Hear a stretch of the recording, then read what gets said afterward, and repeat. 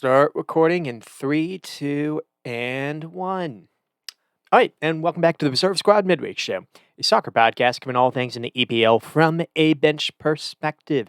And I'm your host, Ben, and we have 1 week now, maybe even less than a week before the season actually gets back into gear again. So we're going to talk about that. We're going to talk about the Community Shield that just happened. We did get maybe a little of a surprise, not necessarily in the result, but in the performance from maybe even the red half of Manchester, which was not what I was expecting. Just considering how Manchester had been, or how United had been in a couple of those other earlier preseason games. So some positives there. Also, when I saw the lineup of Maguire and Johnny Evans, I just kind of assumed Holland would feast. But the thing is for Holland to feast, he needs to have people play him the ball. And Man City kind of went with a little bit of a uh, maybe makeshift, or went with like a bit of a weaker lineup in that regard. And that was part of the story as well. So if nothing else, I mean, the result is the result, and City do get a little revenge for the FA Cup defeat last season. Actually, Ten Hag started to get a little of some success for versus Man United. Basically, the last two FA Cups as well. The first one they didn't win the game, but they actually did frustrate City a little bit. And Ten Hag has started to kind of repeat what he's been doing in the middle, and I'll get out to get to that when I actually get to the game. So we have that to talk about. We have the rest of the little mini preview to talk about. I don't know if I'll get to every team. I think what I did is I went to until basically the three promoted sides. So maybe I'll get to them next week. Time pending, we'll see how far we go. But also the U.S. women did go on to spoke about them last week. Did go on to win the gold medal and get back into being top of the world for women's football. So that's really great to see. Emma Hayes, when they brought her in to basically do this, and she did. And so I think I'll actually briefly talk about that first. But one thing I did want to comment is a little on the Liverpool news, because things have just been topsy turvy for the last few days, where I've been kind of pulling my hair out a little bit here. So in the beginning, it looked like possibly there was some kind of agreement to with Martin Zubimendi and the club, and this the only idea was maybe over how the negotiation was going to eventually play it out. Would there just be a release clause? Would there be maybe a structured payment that would maybe be a little bit more beneficial for Liverpool as far as finances, where maybe it would cost a higher sum fee, but it would be paid in installments, so it'd be less less, I guess, of a down payment, at least year to year. And then out of nowhere, no, it looks like he just wanted to he ended up staying. And it wasn't just that, it was just the way that it was leaked out, or I guess reported on by reporters that had words from inside in the club, was not good. It did not give any kind of it did not show that they were necessarily pursuing this seriously enough. Where they were talking about, well, they've got enough solutions in house, essentially. And I've heard that story before, and it hasn't worked out. And frankly, at the minute, if they don't, this is a position that they have tried to kind of fix the last 3 seasons or so, going back to Chouameni. And after Chouameni, it was both Roman Lavia, and it was Moises Caicedo. And so and it looks like they've gone from not just basically saying that Endo is not good enough by not playing him in preseason, to all of a sudden they haven't even mentioned Endo as far as what the long term, or what as far as like an option for this season. They mentioned Curtis Jones. They mentioned Slumberschlei, which is not really a holding or pivot kind of midfielder. Anyways, though he did look really good versus Arsenal when he was played there. McAllister can do that role, but I feel like he needs someone next to him. Kind of mentioned that last week. But they even mentioned Gravenberch, Ryan Gravenberch, and he actually got the start for in the Villarreal game. And I think I talked about that last week. Gravenberch can definitely do a lot of really solid things in possession, on the ball. Uh, but Yeah, even with Villarreal, and I didn't really think Villarreal was necessarily the best competitively. There were moments when they were it was very easy to run past them, and it looked like there were passes that were on, there were runs that were on that would have challenged the back line and better decision making or better quality in that position. Like saying an EPL club having it would have well, it wasn't Villarreal, it was Sevilla. They that would have been, problematic, essentially, and, Zimmerman isn't necessarily this kind of, amazing, transition stopper out of possession either, but he does know the position. This is his. Like, with Gravenberch, he'd be having to relearn, a position, Szoboszlai as well. So and the other idea is this youngster, Stefan Bajcetic. So it wasn't great, and it just the way that it leaked out that they're not going to possibly, that they tried for someone and he rejected them, and then it sounded like they were going to just be done with it and not really improve the squad. And all they've been doing since then have just been kind of shipping people out. They sold Fabio Cavallo. They've looks like they've been trying to sell, Ben Doak out. They've been trying to, get out, other players. And to me, it just feels like the goals of the ownership right now are not necessarily to push for anything significant. And I'm really worried because now you have Virgil van Dijk, you have Salah and Trent Alexander-Arnold basically on the last years of their contract. And one thing that I would think about if I was a player is if a club's not going to show ambition now, what reason would I have to, what would I renew? They're reaching, Trent Alexander is reaching the prime of his career. Virgil van Dijk and Salah are in the prime of their career, and they're probably not really interested in any kind of a rebuild kind of situation. So things aren't necessarily great. It did feel like, the last few years Klopp was kind of holding everything together, and they brought in someone new, someone with different ideas, and it doesn't feel like the change should be that painful. To be honest, and they've they've already done some outgoing sales. Sold Fabio Cavallo for about 30 million. They apparently got 15 or so million from a Dominic Solanke sale, which because they had some kind of a sell on clause, uh, you know, years ago after they sold Dominic Solanke to Bournemouth, 5 years ago or so. So they've brought in income in, and right now they're the only side in the league that hasn't strengthened yet, and we are getting closer to the end of the transfer window, and it does feel like this club is kind of in an impasse right now. They've lost Jurgen Klopp. They've brought in someone else new. They've kind of lost they've lost all of the faces that were part of that Klopp team. Firmino, Mane, and they've rebuilt the midfield, and it just feels like right now this club is like a Jenga house where one block falling down could bring everything else down. To be honest, where this could actually really backfire if they're not careful. Now, there is still time to get this right, but it has been worrying to me all of a sudden. I went into this being really hyped up, and now I'm not so sure, and I just feel like if they don't actually do anything, it will be unbelievable arrogance and incompetence by the people that they've been brought in charge. I won't be able to sing Michael Edwards' praises, but the person he brought in is Richard Hughes, and he's just done. Not only has he done absolutely nothing, he's actually made the squad worse by selling people like Fabio Cavallo. Now the people that they've loaned out or sent out, it looks like they've been trying to sell up Bobby. Is it Carter? Bobby something.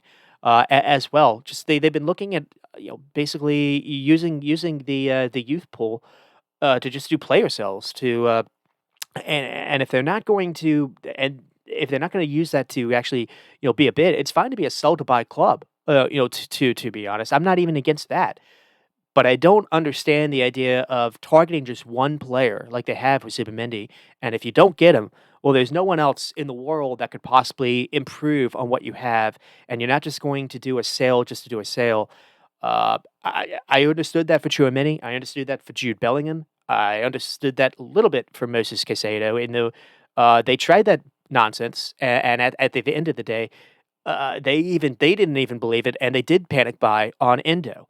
So, and that said, without Indo, I don't believe Liverpool actually finish in the top 4. I actually think he for just a 1-year kind of signing, he helped out, when he needed to. There was that time period where Alexis McAllister was out, there was no one else to play in that position, and Indo did a fantastic job, phenomenal job. Indo, was one of the reasons why they won the only trophy that they won, last year in Klopp's last season. He was phenomenal in that Carabao final, so, I don't understand this idea of just, panic buys and then pointing to Endo as a reason not to that was a failure. I reject that entirely. Now, Endo is kind of a problem now, but he's 31. I think the issue is more just don't rely on him every week to week. Make him kind of a bit part player, and it looks like he's game for that.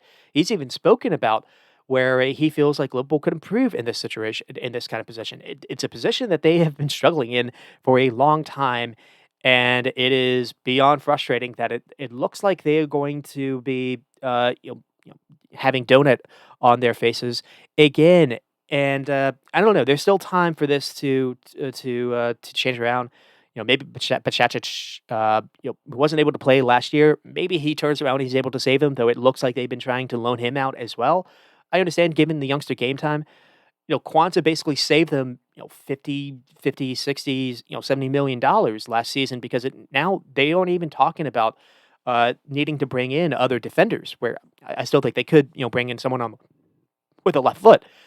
But Kwanzaa has basically come in out of nowhere, and it looks like he's either going to replace Ibo Kanate, or if nothing else, when those moments when Kanate is not available, Kwanzaa can immediately slot in. Kwanzaa can play in Van Dijk's stead, maybe instead, though he doesn't have a left foot, and it's just they got lucky, I think, in that sense, and they've been lucky in the past with Bishacic. That was 2 years ago, uh, when they didn't do anything. So I don't know. Maybe that's the idea. I don't like hearing that they're not going to do anything, and this is just they had one kind of signing, and then that's it. Uh, Now that said, it did feel like Zubimendi was close to agreeing, and if that is the case, maybe who knows how the first half of the season goes. Maybe you can go because there's still a release clause. Maybe you can go back in for him in January. But I am quite concerned because you're not showing ambition, and also I don't like the idea of there's been contradictory reporting, but in the beginning it seemed like there was a release clause if Liverpool just paid it off. There wouldn't have been time for Sociedad to change Zubamendi's mind, and apparently they reminded him how much he enjoys life in the San Sebastian area. And hey, I can't attack him for that. Like I said, players aren't robots. They do have lives outside of football. Family and friends in the area. Apparently, he's grown up with that club. That Basque region is very socially connected. Supposedly, reading about it a little bit, and and who knows? Maybe he does, like the project that they're trying to build a little bit. Though it does feel like the club is on, kind of trying to sell players left and right. They're about to lose Mikel Moreno to Arsenal. If that is accurate, there's been talks that possibly Kubu could be out the door as he's running down his contract. They've lost Alexander Ishak over the last few years. They lost him to Newcastle.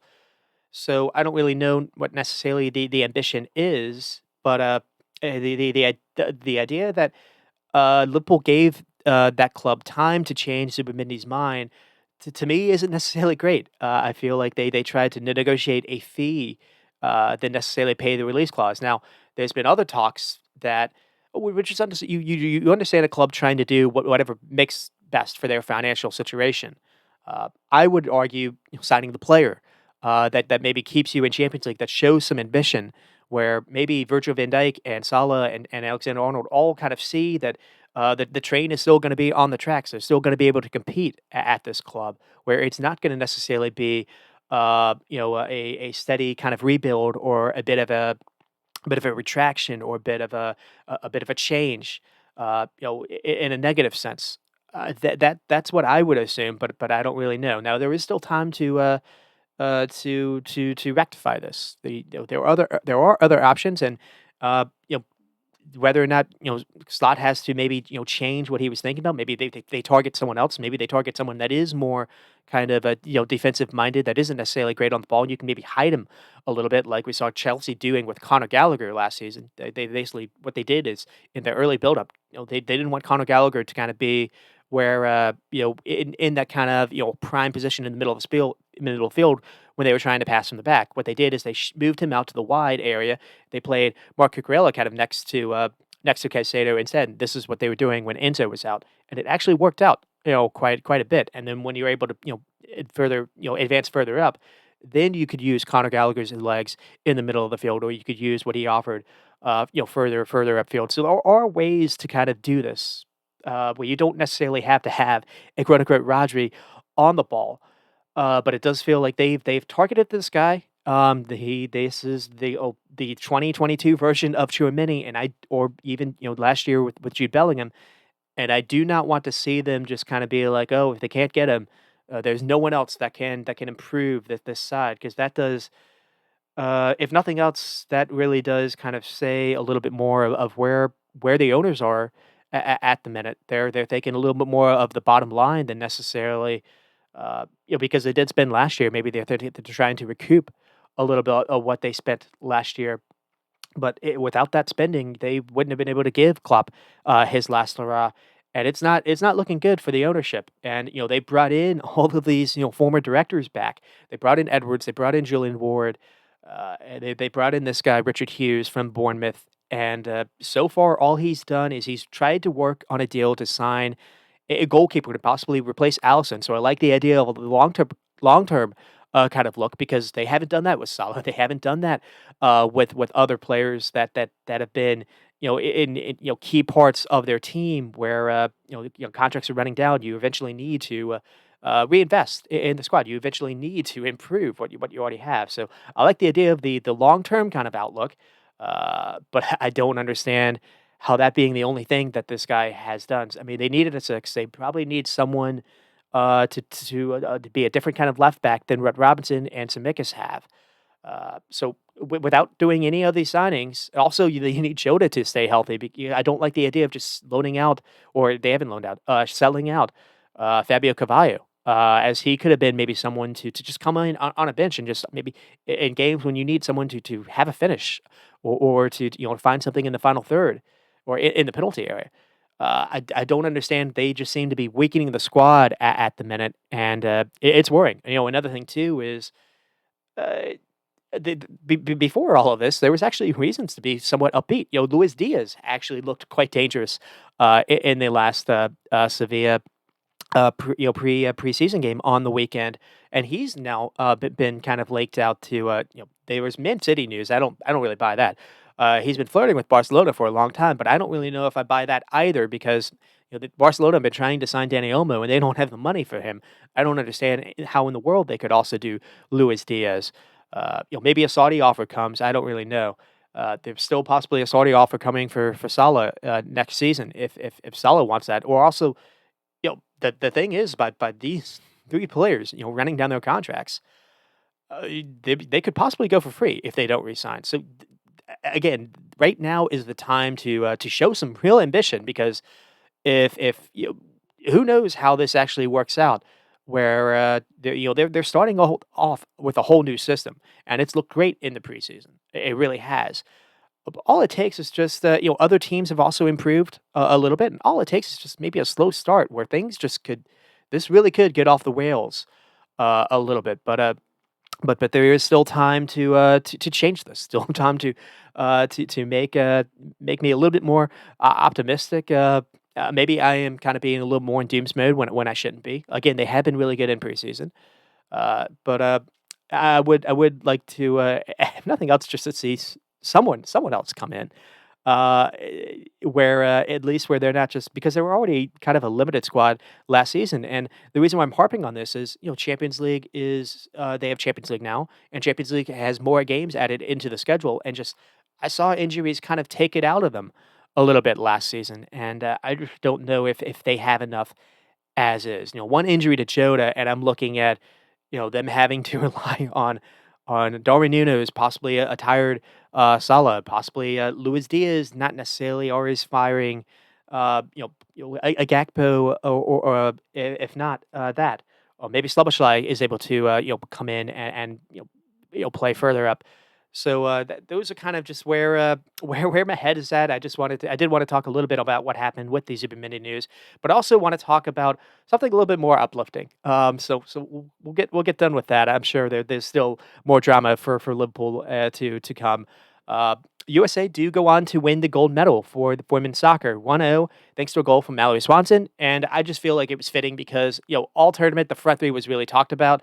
And in the knockout games, you had all three kind of taking their role individually. It was Rodman versus Japan, it was Sophia Smith versus Germany, and now it was Swanson versus Brazil. I also feel like it was lovely because I might be wrong on this, but I feel like Swanson was the first person to was the first one to score in the first game that Emma Hayes officially played or officially managed in, coached in. If nothing else, I remember Swanson scoring a goal in that game if she wasn't the first, but I feel like she was, or Swanson had an assist or something. She started and she featured and played really well in that first game, and it was notable even then because that was a game when Alex Morgan was supposedly, people thought she was going to be on the roster. She wasn't played that day, wasn't included that day, and it was a big call to not include her all tournament. And because and the role that Swanson did, that was one of the bigger changes that we saw from just a year ago. And it was a big call by Emma Hayes to do that. But another thing too was and the goal, it was a lovely goal, and it was a goal that only really someone like her, like Swanson with her pace, would have been able to do because she makes a lovely run in behind Brazil's kind of high line. They're playing with three center backs, and finally we were able to find someone that was able to split them, and then it was a lovely ball played by Corbin Albert. And probably another big call that Emma Hayes made was sitting Rose Lavelle. She played her and kind of as her quote unquote number 10, but really, it was her kind of dual player, further ahead. And she basically played Corbin Albert and Sam Coffey kind of alongside each other, and the risk, it was risky, but the risk paid off. But it also, that said, it could have gone the other way very easily, especially in the first half. Brazil were giving our backline all sorts of fits. They even scored after someone was able to turn Naomi Goma around, and they were saved by a little bit of a VAR offsides. But it wasn't just that. It wasn't just the refs and the offsides. Alyssa Nair probably had to do the most work she had done all tournament. What you would probably expect in the final. But basically, I'm crediting Brazil here a little bit. Alyssa Nair had to make some big saves both in the first half and in late in the second half. She had to do a very long, late, strong hand to keep Brazil from tying the game at the very end, to keep Brazil scoreless. And so I think the note I have is the best thing that we did was just survive in that first half, because it could have been ugly. The quality of chances Brazil had and were getting, and the amount of times they were getting into dangerous areas, and also playing really aggressively, playing intensely. The one thing you can say is by doing that, it does take its toll on you. So if you aren't able to go in with a lead, uh, it's like one of those cases where you go full pedal down, but they weren't rewarded with it. They probably should have been, but they weren't.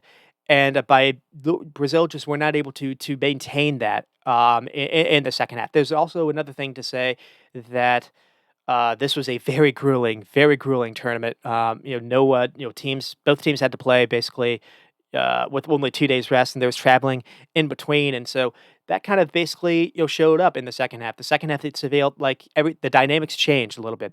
The U.S. started to be a little bit more aggressive. The U.S. started to get a few more turnovers, started to press Brazil a little bit more. The U.S. started to actually get in behind their Brazil's back line a little bit, and basically, that is kind of where it is. We're finally able to Brazil was able to be stretched a little bit more in the second half, and the back three couldn't handle someone splitting a run in between them.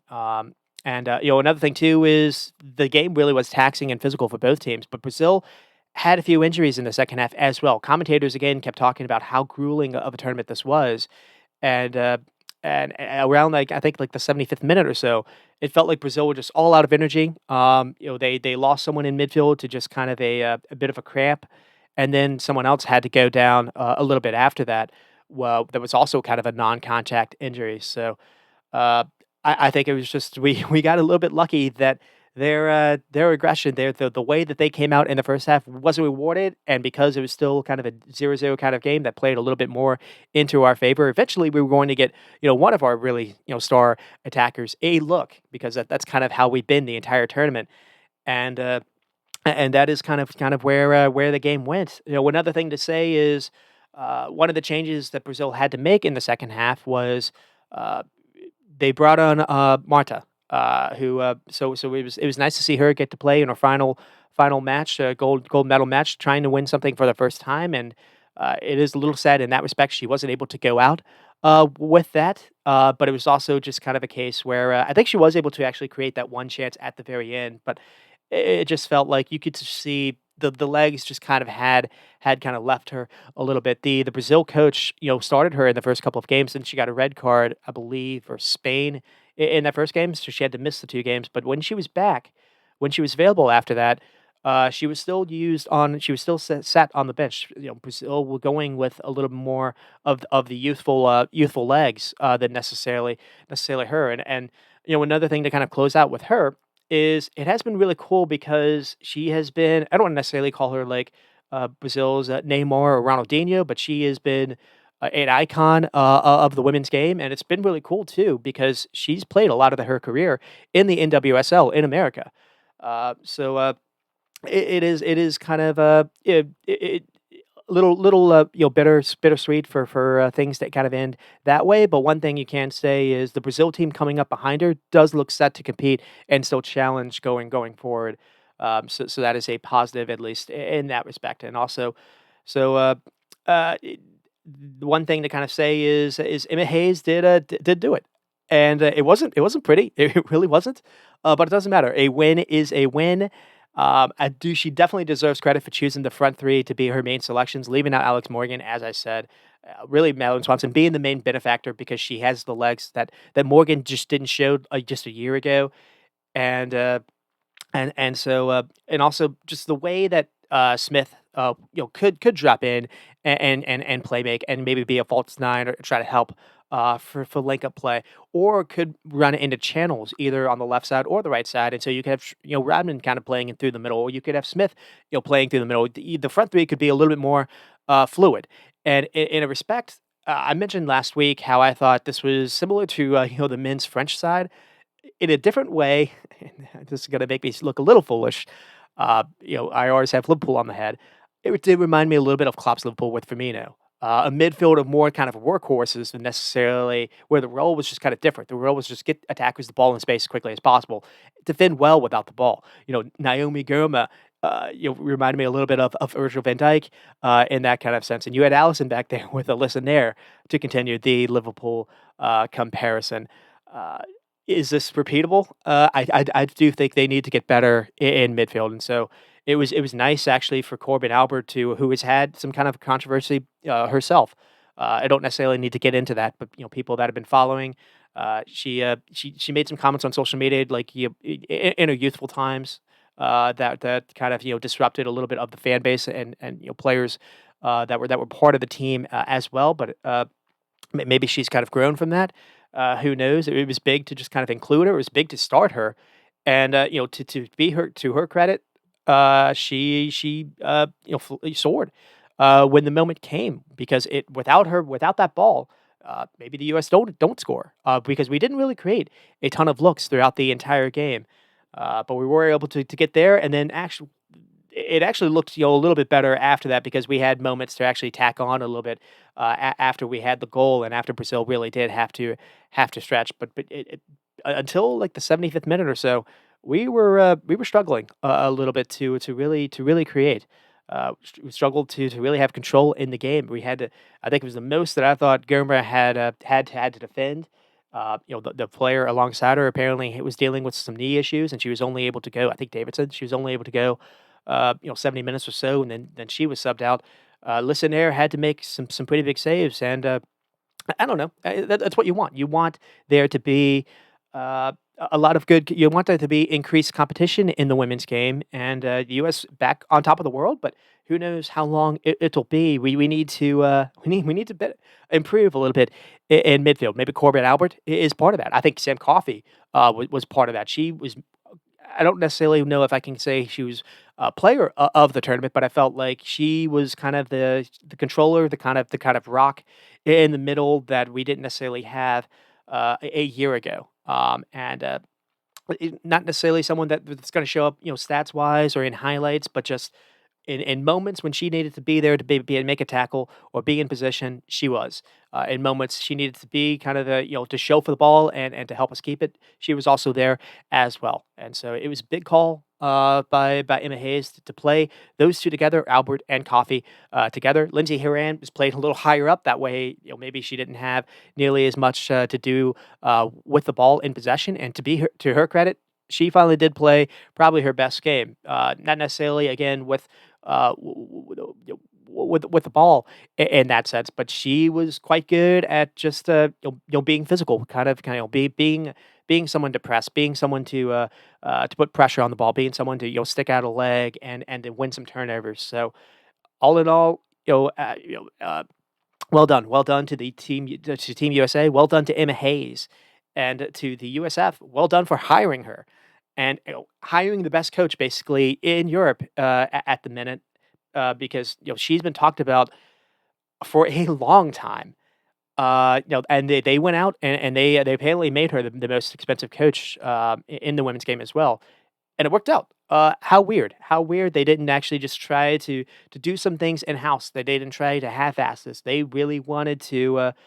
Uh, they wanted to go out and basically hire the best, and they were rewarded with it. What a concept! If only we could do the same with the men's side, but I don't have to do that rant again. And so that is kind of where we are to begin with. I'm probably not going to be able to do all of the teams. It's not too bad. And I will get started with the Community Shield. So there's not a ton to talk about the game, to be honest. So I'm probably going to skip a little of it. It does end 1-1. Garnacho. The first half, it was basically City had the majority of control for the first like 25 minutes or so. Though Holland really didn't have any kind of looks. I think probably the closest that City came was when it was United's kind of fault, where one they allowed Rico Lewis to just kind of dribble into the box, and maybe a better decision. Maybe Holland could have even gotten on something. And then there was one where James McAtee was able to get on the end after Lisandro Martinez just had a big mess up a little bit, and he was able to hit the post. But for the most part, City weren't they had control of the game, but they didn't really threaten much. I don't think there was a single shot on goal until they actually scored at the very end. So that kind of said it all as well. And for Man United, it took a while for them to get going, but after about 30 minutes or so, it did feel like they were actually the team that possibly had the better looks, as weirdly enough as it said. And and I'll get into a little bit why I feel that way, but it was again 0-0, so nothing to really show for it. And then in the second half, they do actually get the lead. And the funny thing about this is it's Garnacho that came on as a bench sub, and the reason why I say it's funny is because Diallo had fans just kind of raving about him all all preseason because of his performances. Diallo was very very good in that first half, though his decision making probably was the reason why Man United weren't actually in front. But Diallo was his runs and his kind of his link of play was creating those chances as well. So Diallo was really good, but they didn't have the end product. And Garnacho comes in for Diallo, and lo and behold, he reminds people what he did versus Man City in the FA Cup final just a few months ago. And it just he just kind of appears again, and maybe he shuts down all the talk about Diallo, being the starter on the right. So I thought that was kind of funny. And really, after that, Man United possibly could have closed it off. To be honest, there were a couple of moments when I think it was Garnacho that even had maybe even before they got the goal, where they were able to get in behind. I believe it was Gvardiol, and easy 1v1 chance, and it's just square ball to Rashford, and Rashford just kind of shinned it. And Rashford in the first half also had a look where he was given the ball and he just he basically he tried to go to a far post and just kind of mishit it a little bit. I don't necessarily know how much Man United fans should worry about that because for the most part, I would be more concerned when Rashford's not getting into looks. And in the first half, he was quiet, but he did get a pretty good look. In the second half, he was much more influential, in my opinion, and just maybe a little rust here and there. But at least he was getting closer to being into the box, and so that's something you really want. And so Man United looked like they were possibly going to win, and then at the very end, Bernardo Silva was able to get on the end of an Oscar Bob cross. Lovely feat by Bob. Where he was able to get the ball, he's able to turn around Lisandro Martinez. Lisandro Martinez is not really a fullback, so you can give him a little leeway here, though he could have maybe done a little bit better. And it lovely feat to kind of get around him, and then he gets across back post, and then I don't really understand why Palestri is on Bernardo Silva, but lo and behold, that is what happens, and Bernardo Silva was able to head it in. Bernardo Silva came in as a very late kind of sub, and City did not earn it. And I think that was the only shot that they had on goal. But there you go. 1-1 as the final result, and then goes to PKs, and I believe Jadon Sancho misses for Man United, and I think Bernardo Silva, funny enough, misses for Man City again. But then at the very end, I think it's Johnny Evans. He center back, not probably who you would prefer in a PK shootout to say the least. And he does have a center back kind of finish, and that's the way the game kind of ended. So the leading off story is there was a lot of talk pregame about Pep's future, which was kind of funny because I wasn't really thinking about that. But the ESPN FC people talked about the charges pending, and that is one thing I didn't bring up last week in my last pod about City, and maybe that is the X factor. There's something that broke in the midweek where they were finding, or maybe it broke yesterday, where there's going to be a final ruling, sometime in January of next year. Does City actually get hit with points deductions? Does that show where maybe Pep can show that he was lied to at the club? And the way the ESPN people were saying it maybe it is his final season, his final hurrah. And they were funny. They were talking about where he would go after that. Maybe an international job in the future. And there are two anglophone countries that would probably want him. But that is getting ahead of ourselves. But it just if City do get hit with some kind of points deduction, all of a sudden, all of my thinking about Arsenal kind of changes a little bit. And it would be hard to not say that they would benefit more than anyone else, and that's not even going. That's not even going outside the box. So we'll see if that happens or not. Uh, uh, there's been a lot of discussions that it's been very interesting to see how City have done their kind of business this season. Uh, they brought in Xavier. That was kind of an in-house kind of move. Uh, they haven't really brought anyone else in. Maybe they don't really feel like they need to. But they also have sold Julian Alvarez to I think Atletico Madrid for a very high sum, 90 million. So they haven't been as active as maybe I would have expected. I don't necessarily know if they're looking at their financial situations or not. I'm probably getting a little bit ahead of myself, but that is just that is something I entirely forgot about. To be honest, and that'll be something we have to follow as the season goes. And then with Man United, it really was kind of rotten luck for a lot of their preseason games. One of the reasons why maybe they didn't look as good as they could have is so they lost Hoyland to an injury in the Arsenal game after he scored. And then they lost Lenny Yura, the 18-year-old that has all this promise that's been talked about. Real Madrid really, really wanted him, and Man United were actually a team that was able to beat them to it. He showed an incredible recovery pace in I think the game versus Rangers. Uh, but hey, he ended up apparently getting hurt, whether or not it was a contact or not. Looks like he's going to be out till at least October, I believe I saw. And so you now have a situation where Evans and Maguire are starting a game versus Holland, and they have done the Delict deal now. But I don't really know if that necessarily is kind of what they need because I don't know if Delict can play in a high line. I remember Thomas Tuchel talking, complaining about that at Bayern last season, and there's a reason why someone like Eric Dyer came in and basically took Delict's spot in the team last season for Bayern Munich. And I don't really know. This is either gonna be amazingly, genius because De Ligt is quite good with his feet. Ten Hag has already coached him. This is part of the De Ligt was part of that Ajax team that was incredible when they went on that Champions League semifinal run. Um, so this either works or it doesn't. If nothing else, it's an improvement on Evans and Maguire. I can say that. And you get Lenny Yoro back in. You don't have Rafael Varane now, but you get Euro in. Euro and Martinez, and it's possible. It looks like uh, they brought in Mazurai as well, so like a double signing. Also an Ajax player that Ten Hag coached. Maybe you play Razoraj on, either the right back or left back, maybe so you don't if Luke Shaw can't go, you at least maybe have cover in that sense. Dalot can either play on either side as well. So maybe Man United will be a little bit more secure, defensively. They'll definitely be better on the ball, in the back line.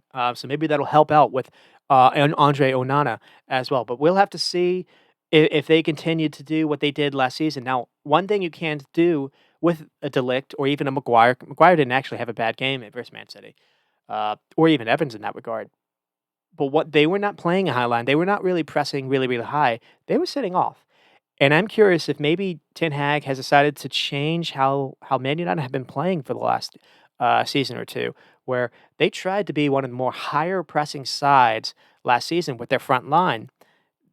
We're leaving their midfield just completely screwed. And also it left, the back line, completely screwed because they didn't wanna play in a high line either, and basically what they did is they just it's that slinky thing that I talked about last season where, one goes forward, one kind of stays, and then your midfield just gotta be, stretched, essentially. Uh, versus Man City, they did not do that. They basically sat in a very structured, disciplined, mid block. And what they did is they didn't now you could also you're kind of forced to do this when you don't have a striker, so that was another interesting thing as well, because we saw this in the FA Cup final, as well. They played Bruno and McTominay as double tens in the FA Cup game. That was a game that they sat, Rasmus Højlund. So when you don't have a striker, you basically they had almost like a front four. They had, the wide players, playing a little bit narrow. The idea was just deny the entry passes in the middle.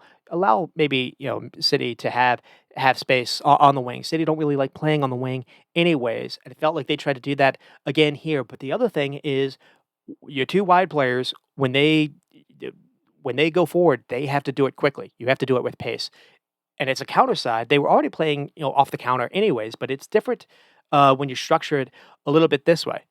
And it wasn't. This was not terrible, and we'll see. We'll see how repeatable it is. At least in the big games, FA Cup final now.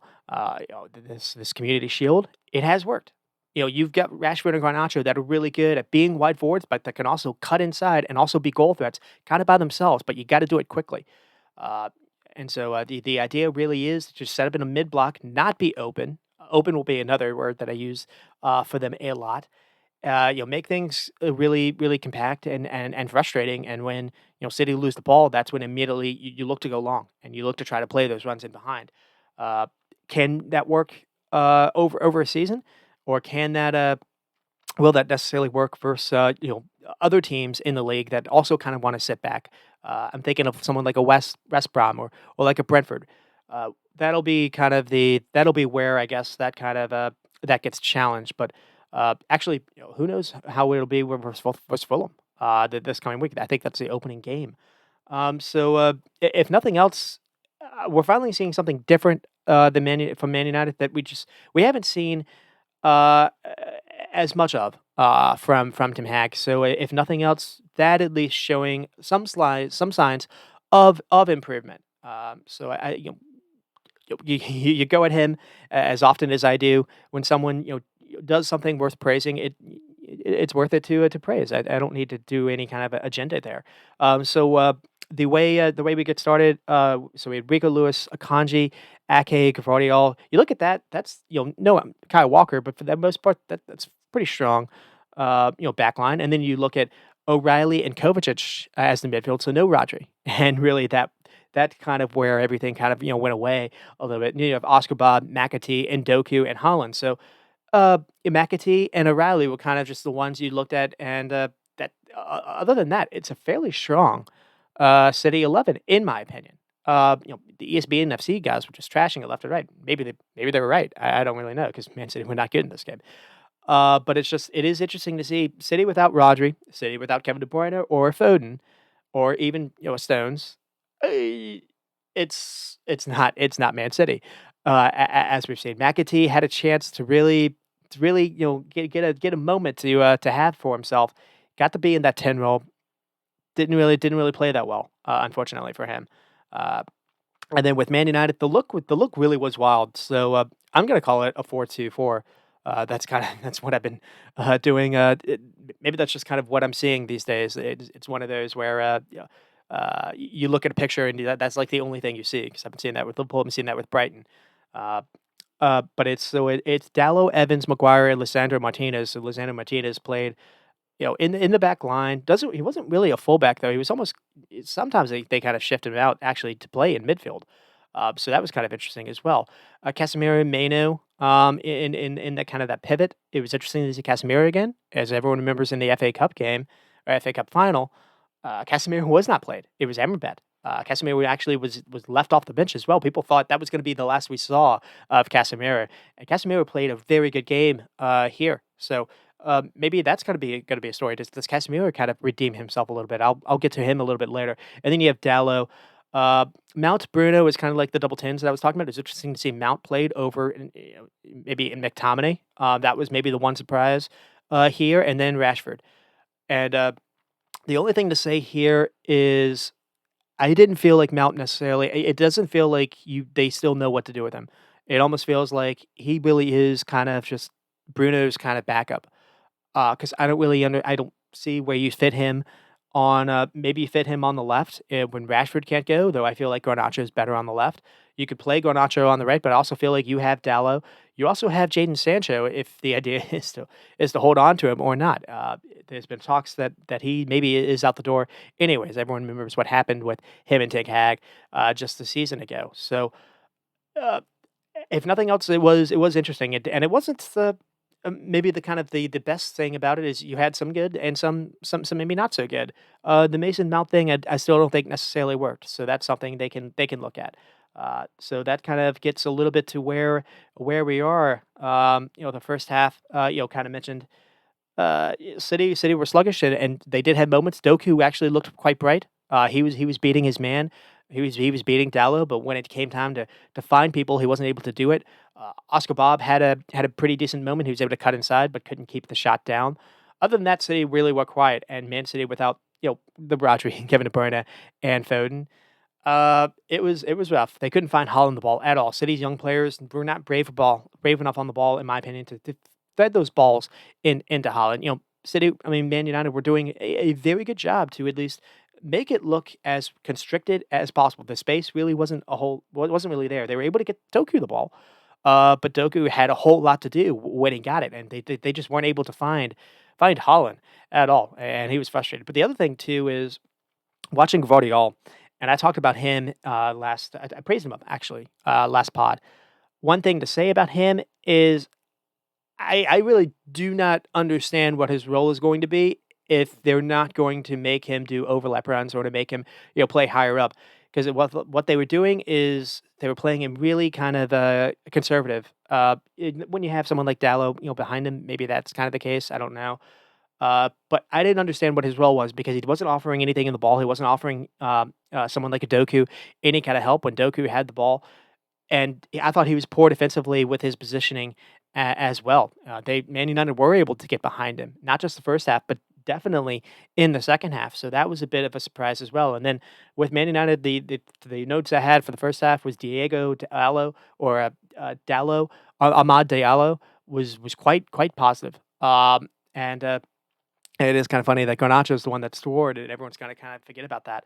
Rashford was quiet. He did have that one chance, but I didn't really like how you don't really remember him taking on Rico Lewis and trying to necessarily beat him. So you didn't necessarily have that 1v1 stuff, but Rashford did get a little bit more involved in the second half, so that was positive. The Bruno and Mount lineup was not terrible, but also wasn't necessarily that great. The Mano and Casemiro pivot though, that it did its job. It did its job to they were basically you don't really remember Kovacic uh, or Matt O'Reilly really influencing the game through the middle of the field. They really did struggle in that respect.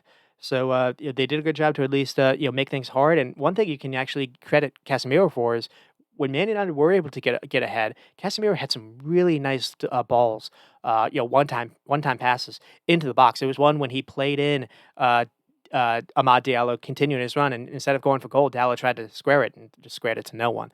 Uh, so uh, so there really was a lot of positives there. And then the second half, after City having a lot of control, that all switched, and all the chances really to come to Man United. There was a long shot by Bruno that actually went in, and he was just offsides by a hair. Decent little find by Martinez here, and Bruno was just again offsides by just a little bit. The finish was sublime though. Bruno reminded everyone how good he is, and frankly, one thing to say about Bruno later on is he impressed me. I think the most in this game that I've seen from him in a long time. It felt almost like in the second half, after Mason Mount went off, they brought Palestri in. Palestri was played a little bit more kind of in the 10 role. Bruno really was kind of given a little bit more kind of the 9 or kind of false 9 kind of role. And he wasn't just running for the ball. He wasn't trying to do that. He was actually being quite good at making runs off shoulder. He was trying to play ahead, and he was getting in behind. He was making very terrific runs in behind. So there was another moment when he was able to get in behind. He had a clever ball floated into the box that just kind of missed a striker being there to read it, and then he had to make the run splitting Akanji and Gavardiol. Casemiro reads it, plays the ball in behind, and Bruno just scuffs the shot right at Ederson. But again, United are starting to get looks, and multiple looks all at once. And the kind of note I had here was City, which is very weird because City were not using the fullbacks to overlap. City were not using their fullbacks to do anything to help them in possession or in their attack. And by also just being defensive minded, they were getting played in behind. So I didn't really get what they were doing. And then so Garnacho gets free after a nice little quick move again by United, building possession again. That was another thing too. Man United had a number of really clever, quick kind of movements where just one or two balls, and this wasn't just them going long, or this wasn't just having Bruno trying to be Herculean or hero good. This wasn't hero ball. Man United were finding these passes. They were finding the runs. They were finding these combinations really quickly, and they were playing through City. And so there's another really nice build up move. They're able to get Garnacho free after that. And Garnacho has a square ball to Rashford, and Rashford just misses. He hits the post, but it feels like he kind of shinned it. Rashford is in position, but he just couldn't finish. But that this kind of correct this kind of quickness and directness, it is what allowed Man U to actually beat Man City in the first game. So it was interesting how Pep was allowing it to happen again. Then there was Rashford headed, McTominay just kind of missing off on, and then United score, and it is Garnacho. And again, Pep will be upset about this because Diaz and Gvardiol do not do well. Collier has since come in, and he's been another player that has impressed for Man United in the preseason. Uh, don't really know what the idea is for him as far as senior minutes, but at least he has given Ten Hag something to think about whether or not they decide to load him out or not. We saw Kobe Mano come in and basically he impressed in the preseason, and then he got injured. But once he returned, Ten Hag was able to actually trust playing Kobe Mano.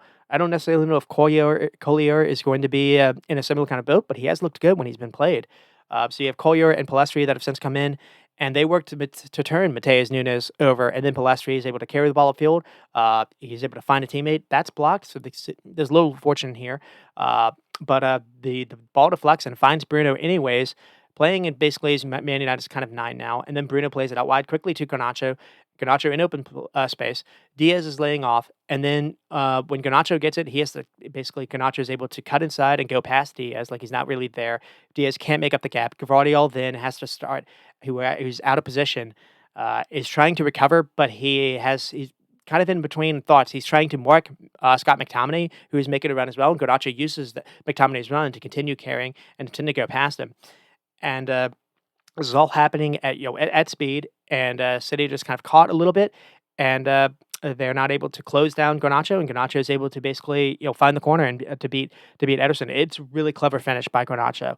To be fair, he hesitates just enough to create that gap to be able to find it, and then City do score at the 80th minute with Oscar Bob and Bernardo Silva, and then that was kind of just a game. The funny thing about it was.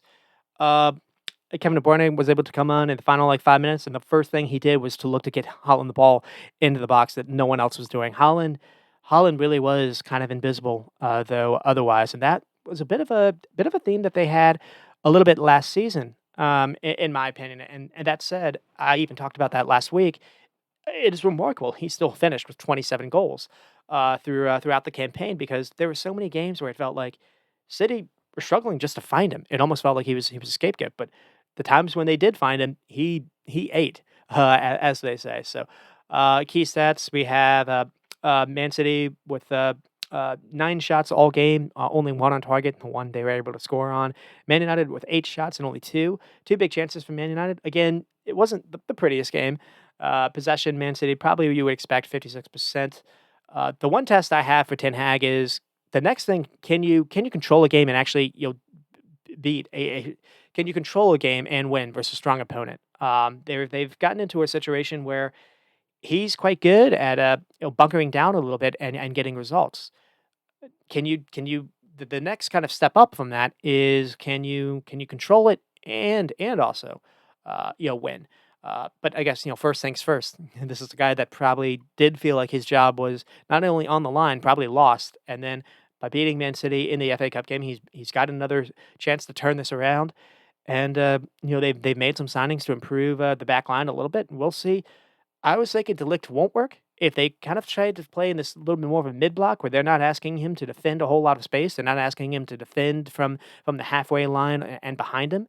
Maybe it could. Maybe it could work. Who knows? So uh, to kind of end with Man City, does this change my outlook? I will say it changes my idea that Man City still have an issue when Rodri isn't able to play. That is kind of the one thing that continues to be in the back of my head, and I don't really know if he's going to be able to do what he's done the last 2 seasons. So, do I don't necessarily think Matt O'Reilly is going to be the solution. I don't really feel like Mateus Nunes is either, or Kovacic.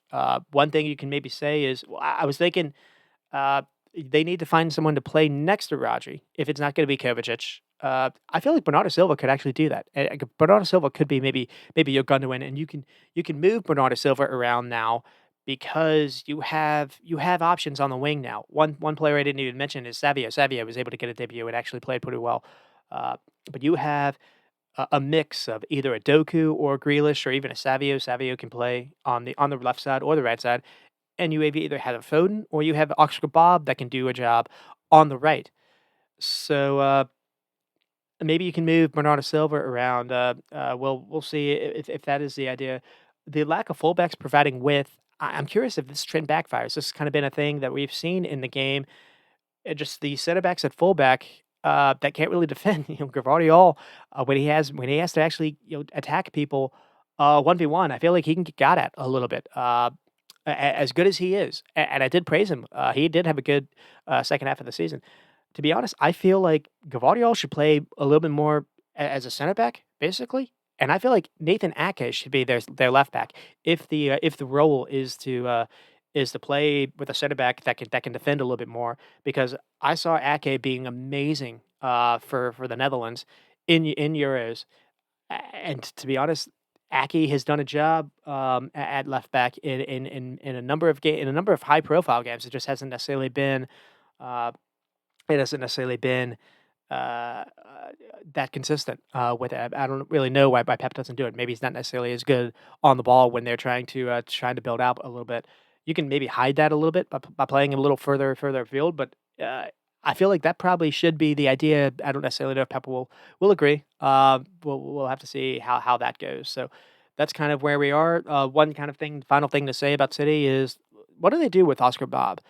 Uh, you imagine they because Foden is probably going to either be as the 10 or actually play on the right side. That way he can cut inside. You can't necessarily play him as a 10 because that's what Kevin De Bruyne plays. So does Man City, if someone comes in with an Oscar offer, does Man City, fall into the Cole Palmer situation that happened with him last season? He's been City's best player this summer, um, but he's probably not going to get a whole lot of game time once the season starts. So that'll be kind of a story to maybe follow as well. Um, and then then the negatives or concerns was the left back. Not just the left back with Gvardiol. Diaz looks exposed now. You can run at him with an attacker with pace.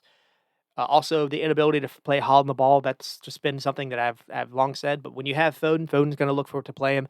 Kevin De Bruyne is gonna look to play him in. If Bernardo Silva's playing next to Rodri will look to play Holland in. Uh, and so that probably won't be really, Matt O'Reilly is not gonna play a whole lot of games, so neither is McAtee. So I don't necessarily know how much that is to worry about. With Man United now, so, again, to Ten Hag's credit, he's now found a way to, develop a little bit of a system that really does struggle, make City struggle against it. So it's worked out in their favor, not really having a striker available. And he's done with this double 10 to just kind of crowd the middle to block off those passes into the midfield area, into the central part of the midfield. It has worked, and they kind of use the broad players to kind of mark inside, and then they make those runs. So it conflicts what City want to do. They want to play all this ball in the middle. It seems like Pep doesn't really care about playing with width in a lot of these games. So I don't necessarily know if a whole lot of teams can repeat it, but I feel like they should maybe think about it. To be honest. A couple positives. Martinez is back for them. I don't really think he's going to be their left back, so that's good. Casemiro was positive. The way that again, just the way that uh, to do that pivot. No, Casemiro isn't necessarily great on the ball, but I thought he was better than he's shown. Maybe I shouldn't say that. It's just kind of when they're trying to build up. One thing I can say is the Casemiro and Kobe Mano pivot. Kobe Mano, neither of them were asked to kind of play by themselves. Both were quite disciplined at being kind of next to each other. So the Casemiro had less ground to recover. Kobe Mano had less ground to recover. And that was big too, because you're playing with Johnny Evans and Harry Maguire, behind them. So you would have imagined this probably should have been a problem, and Man City weren't able to really do anything against it. So, again, credit where it's due. Also, Bruno Fernandes, give him his due. Uh, the way that it's funny enough watching how he played in the second half. He weirdly reminded me of Roberto Firmino, and I don't really know if Eric Ten Hag wants to go that way. If they eventually do kind of play. Maybe they move to a 4-3-3 and you play Bruno almost as a false nine, not necessarily as your 10. But the way he was looking to make runs in the shoulder, the way that he can drop and link up if needed.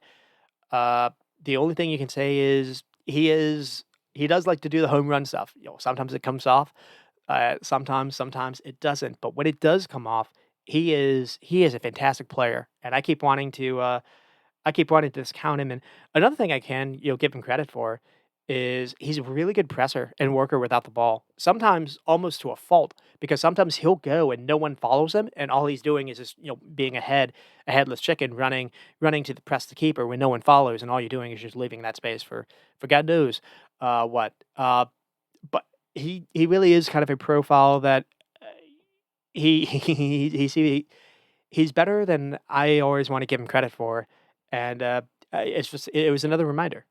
He doesn't necessarily score in the game, but he basically set up Garnacho for the goal, and he kind of did score. He had an unbelievable goal that was just kind of called out for just being a little VAR offsides, but it was the right call, but still, and he was really, giving, Man City fits. So, credit to him. Also, Amad Diallo and Garnacho. All of a sudden, Man United maybe have little options on the wing and options on the right. Someone actually wants to play on the right. That's always been kind of a bit of a problem as well. Diallo has no issues, playing on the right and cutting inside, doing what he wants to do.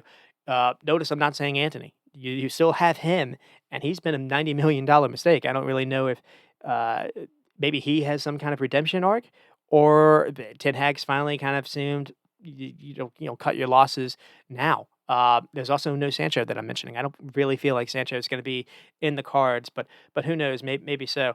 Uh, Rashford, maybe Rashford. Now you have someone that's going to want to play on the right. Uh, Either Garnacho or just Rashford have the role to just kind of play on the left. And the one thing I will say is Rashford probably needs someone to be bit of a fullback, kind of doing alongside him, to work alongside him. Uh, Martinez is not going to do that. Luke Shaw will. Now, if Diego Dallo or Mazurai, play at left back, maybe they will. Well, because both can play on other sides. I feel like both are 2-footed.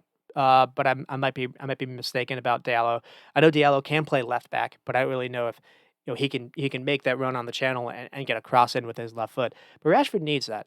I noticed that a little bit last year when the 3 games that Luke Shaw was able to play for Man United. That was probably when Rashford had his best performances.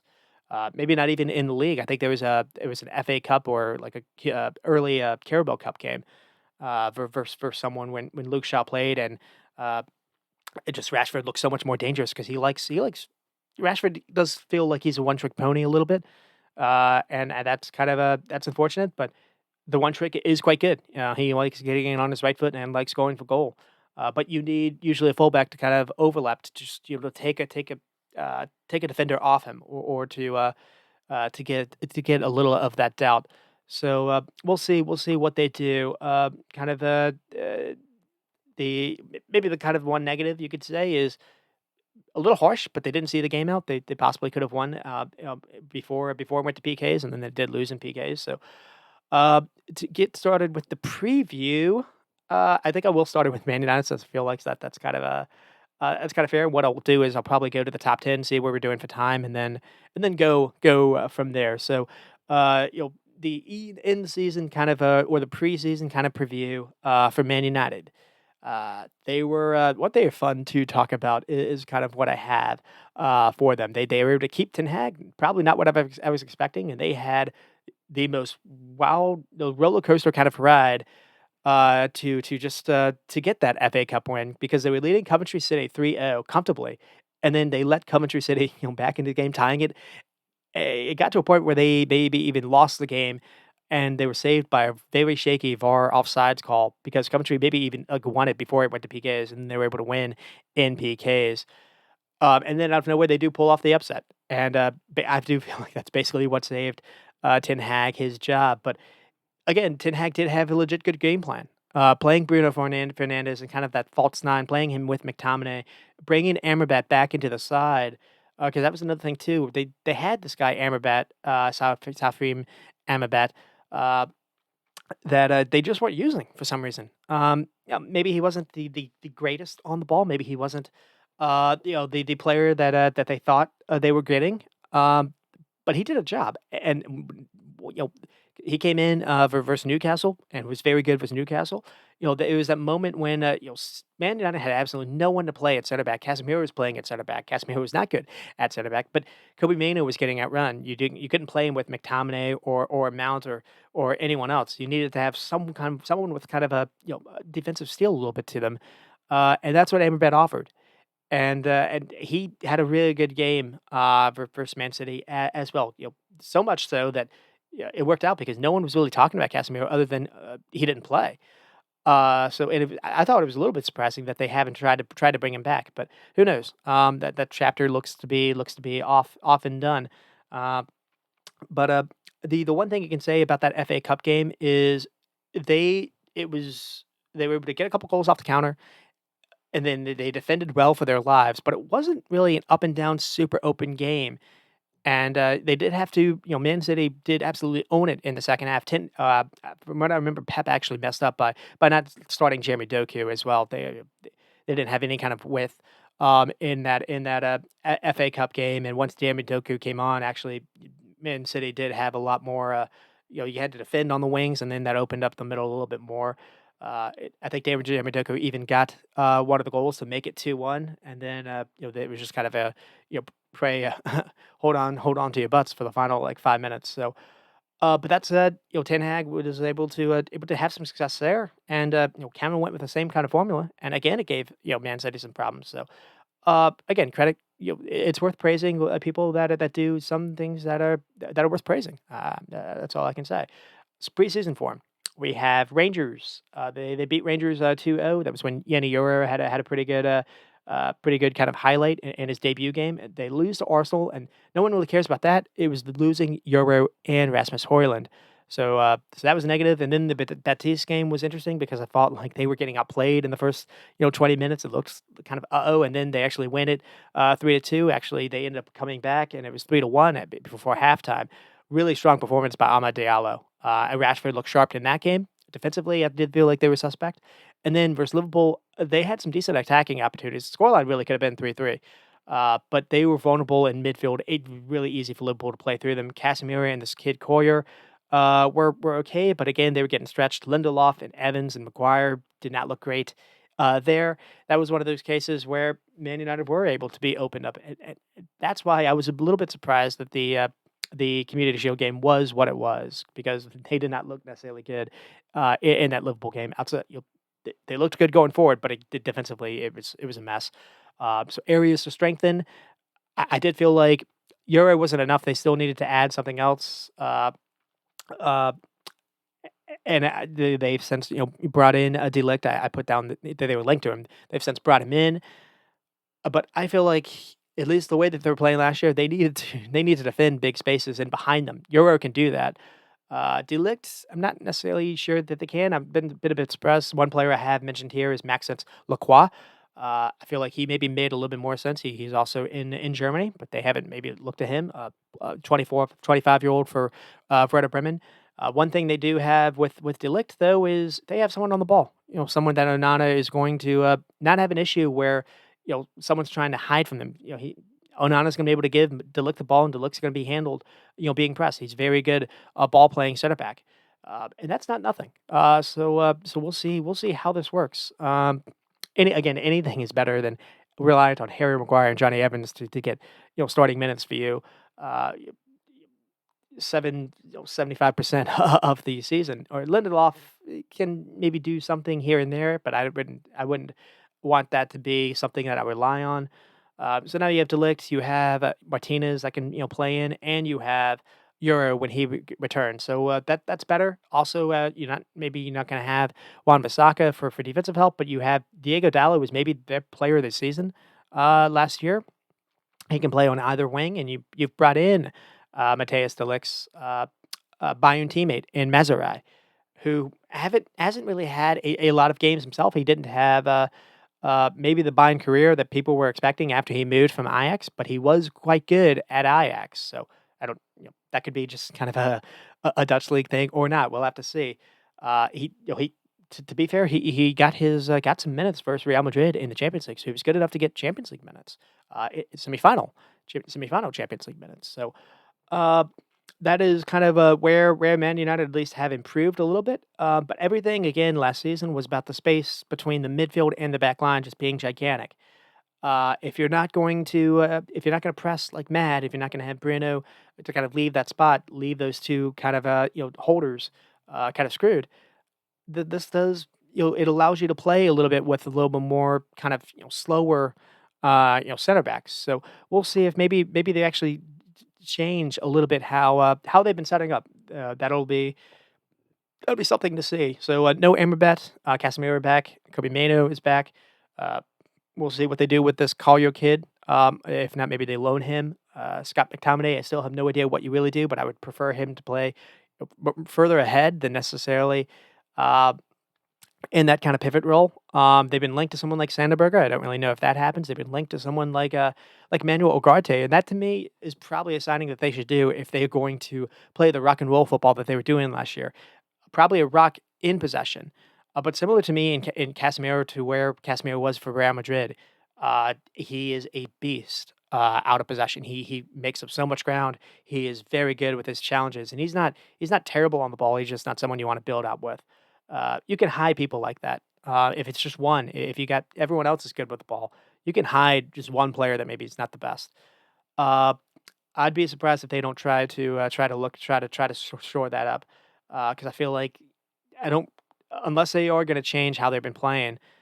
You can't ask Casemiro or Kobe Mano just to defend 40 yards of space by themselves. So that's what they were doing left and right last season. Uh, so we'll see. We'll see what they end up doing with that. Some positive news. So it's not all negative. Is again at the right wing spot. They finally have someone like Diego Dallo or even a Ganacho to play in there, and it's not going to be a harm to them. And another thing we're saying is they're doing all this without a striker at the minute. They have Rasmus Højlund when he returns, and if not, I don't really feel like Rashford likes playing there. They have brought in this guy Joshua Zirkzee, and that is getting to the transfer business. They brought in Euro, they brought in Zirkzee. We haven't seen anything from him yet. A 6'4" attacker that had a pretty good season for Bologna last season. They brought in Delict and Mazurai.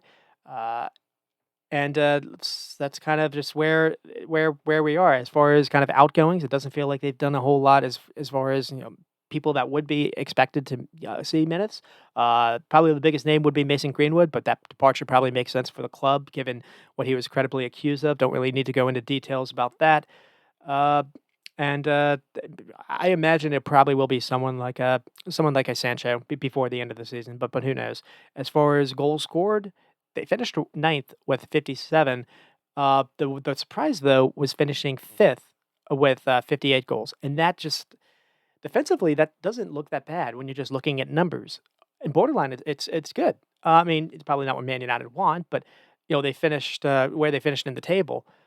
Finishing fifth for defense, you would have expected. Oh, why are you spending all this time talking about their back line? They were fine, ish.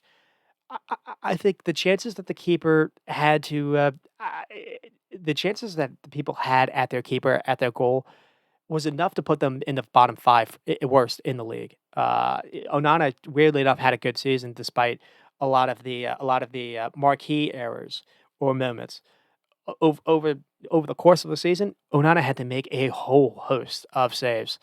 It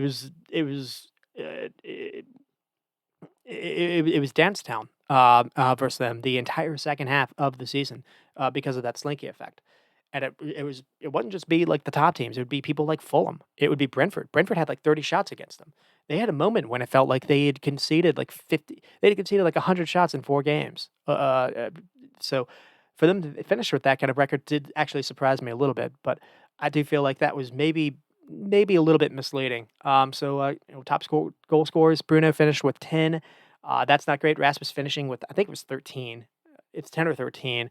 Garnacho was 7. That's okay. Rashford 7. That's not great. Considering where Rashford wants to probably bounce back this year. And then McTominay had, I believe, 7 goals despite having that little spell where he was kind of their hero.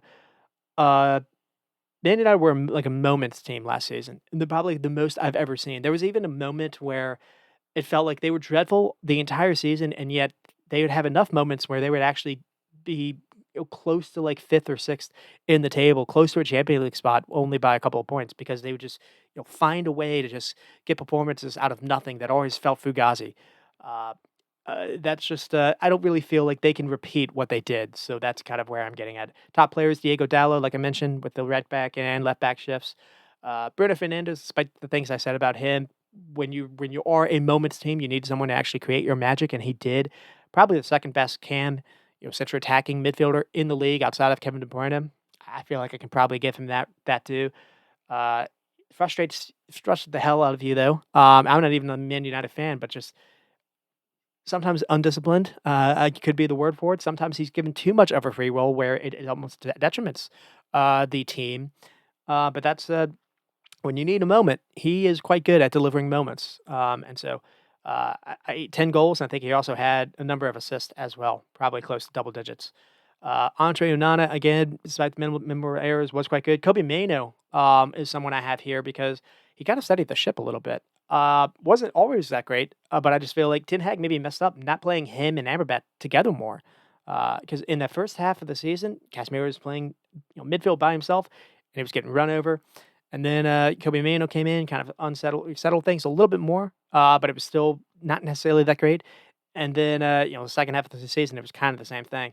Uh, Hoyland with 10 goals, I don't feel like that's enough. He had a spell where he had 4 goals in like 5 games. It felt like he had turned things around, and then he just didn't really kick on after he had an injury and couldn't recover.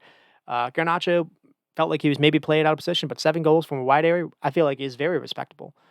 Also scored in that FA Cup final. Him and Kobe Mano both scored in that FA Cup final. So kind of things to watch out for. I have maybe I shouldn't say this. I have like Brett Somers, Rashford fall. It feels like this either needs to be a bounce back season for him, or maybe they look to start his departure. Rashford with confidence, I feel like he scores in that Community Shield. Uh, but he did look very good in the preseason. I expect him to have closer to that 15 goals that we have seen. Especially, he's going to have a. I feel like he's going to have more support, but I could be wrong. Well, we'll see. Mason Mount, how does he fit into the team? Still, I still can't give you an answer for that. Anthony, again, he hasn't been favored at all in the preseason. So, do we maybe see him out the door? That'll be they spent so much money on him. I can't imagine that be the case. But who knows? Maybe Anthony has had a decent. He's been working, on improving himself, alone, outside of the preseason training, and maybe he'll bounce back and be a different player. Uh, I probably don't expect that, but who knows? Again, I was saying I'm surprised they haven't brought back Amrabat, but given they are still kind of linked to or leaked to linked to some number 6 signings, so we'll see what they do. I don't feel like Sanderberger would be that kind of player, but we'll see what they end up doing.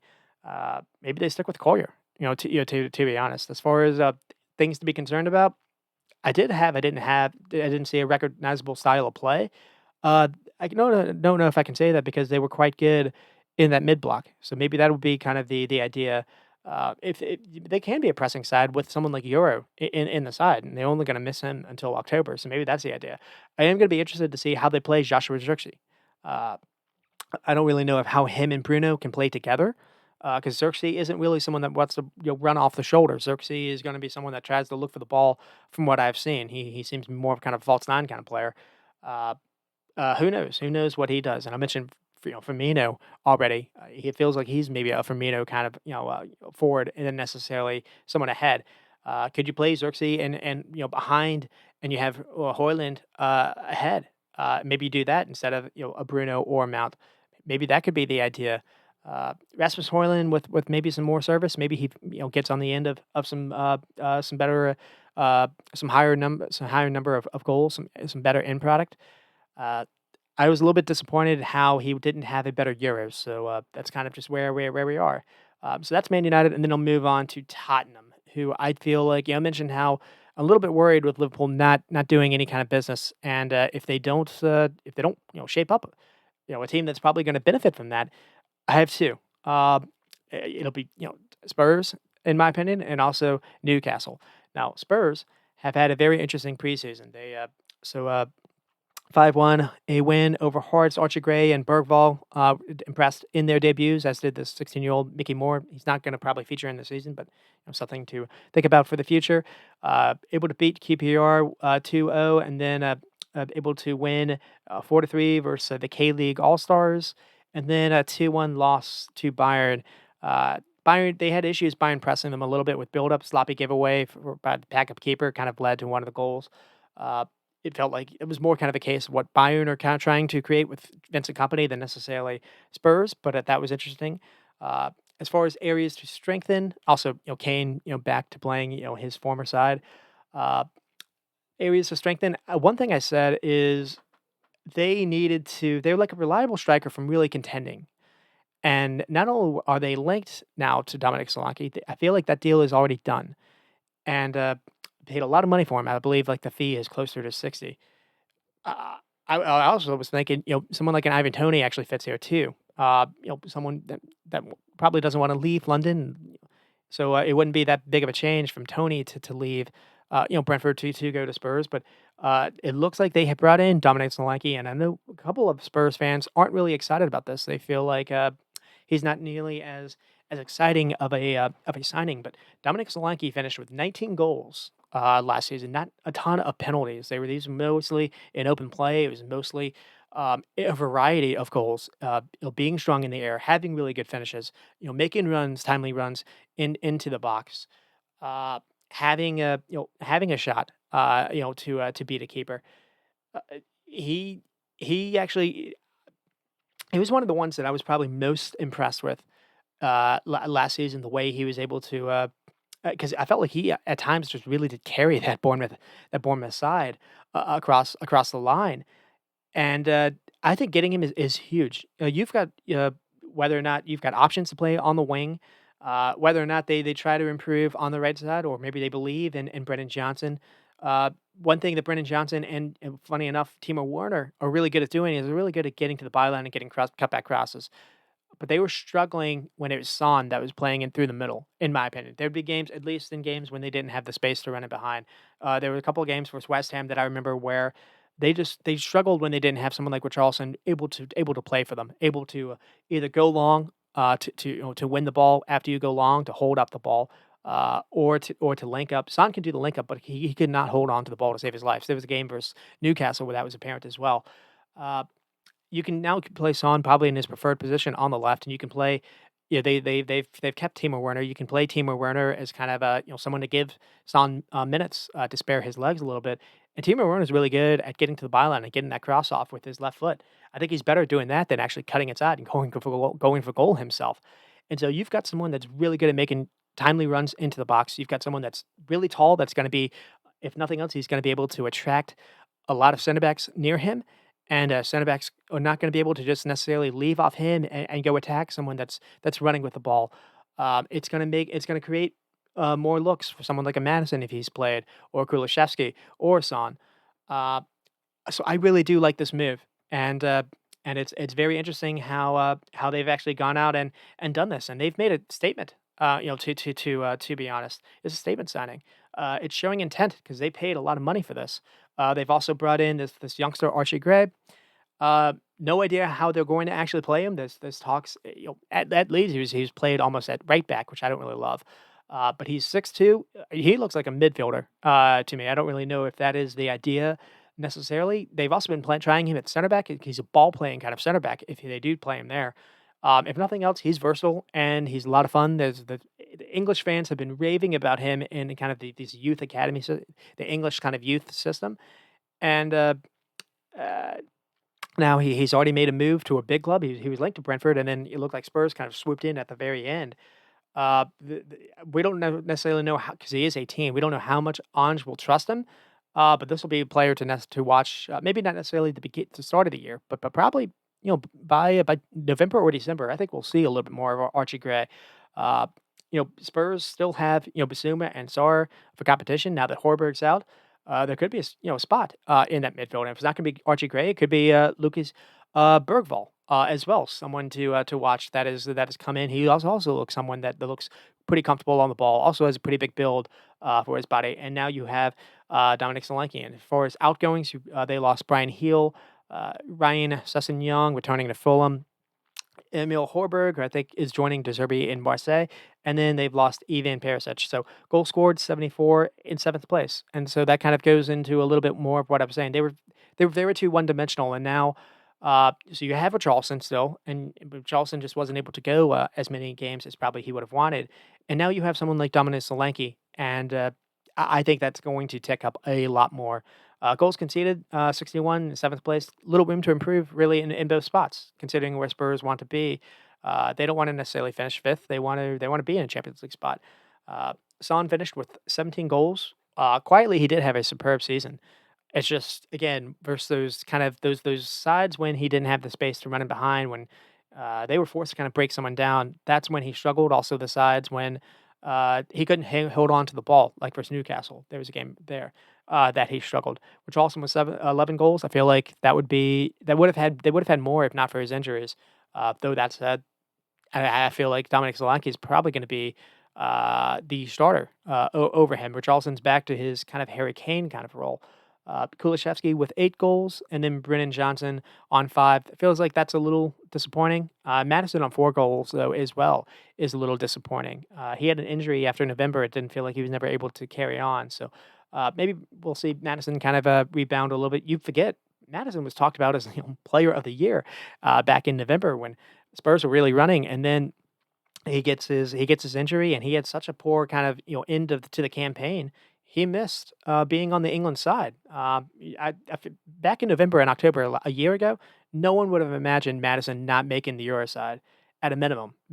People were talking about even playing him. I figured that probably wasn't going to happen, but I was surprised he didn't at least make the team. He was a top player before the injury, but he only went to uh, November. So the top player really was Son. And then, frankly, the way that the team worked, the engine of the team, as you can say, was Pedro Porro and Udogi.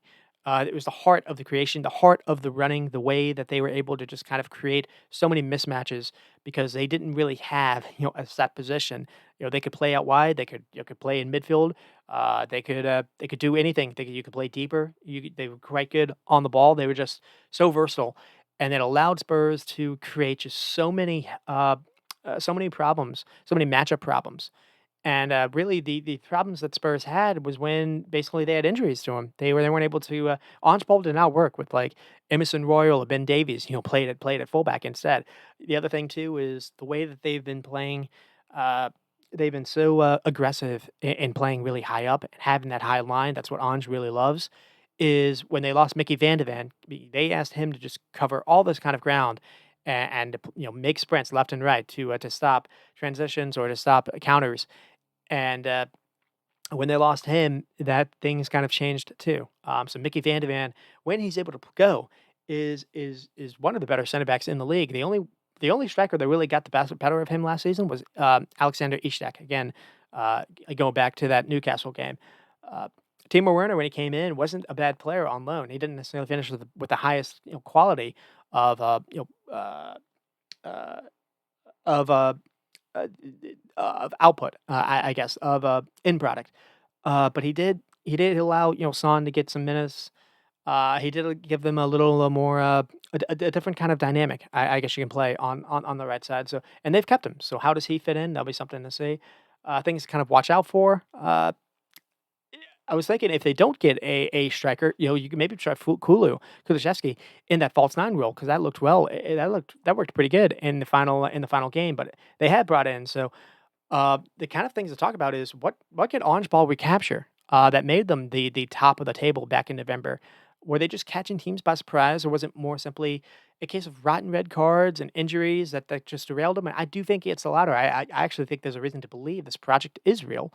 Uh, we have to see it in action, but I do feel like they can do a little bit more. They maybe defensive cover for Van de Ven. I don't really know if Dragishin necessarily fills me with confidence. Romero and Van de Ven is a really good partnership together. So the only issue is maybe being weak in depth there. I thought at the fullback spot when they lost Udogi and Pora, it was a bit of a problem too. But they now have Reguilon back. They potentially he's been back from Brentford, had a really good loan spell at Brentford. They have Jed Spence back, who apparently just had a really good. He was maybe man of the match in one of their preseason games. Now he didn't work with Conte for some reason. He didn't like him, and he's consistently been loaned out. And maybe he will be loaned out again. But he looked very good in their most recent preseason game. So, and maybe Archie Gray can play it right back if not Pora. So Spurs maybe do have a little bit better depth at the fullback spot. And again, it feels like that is where they they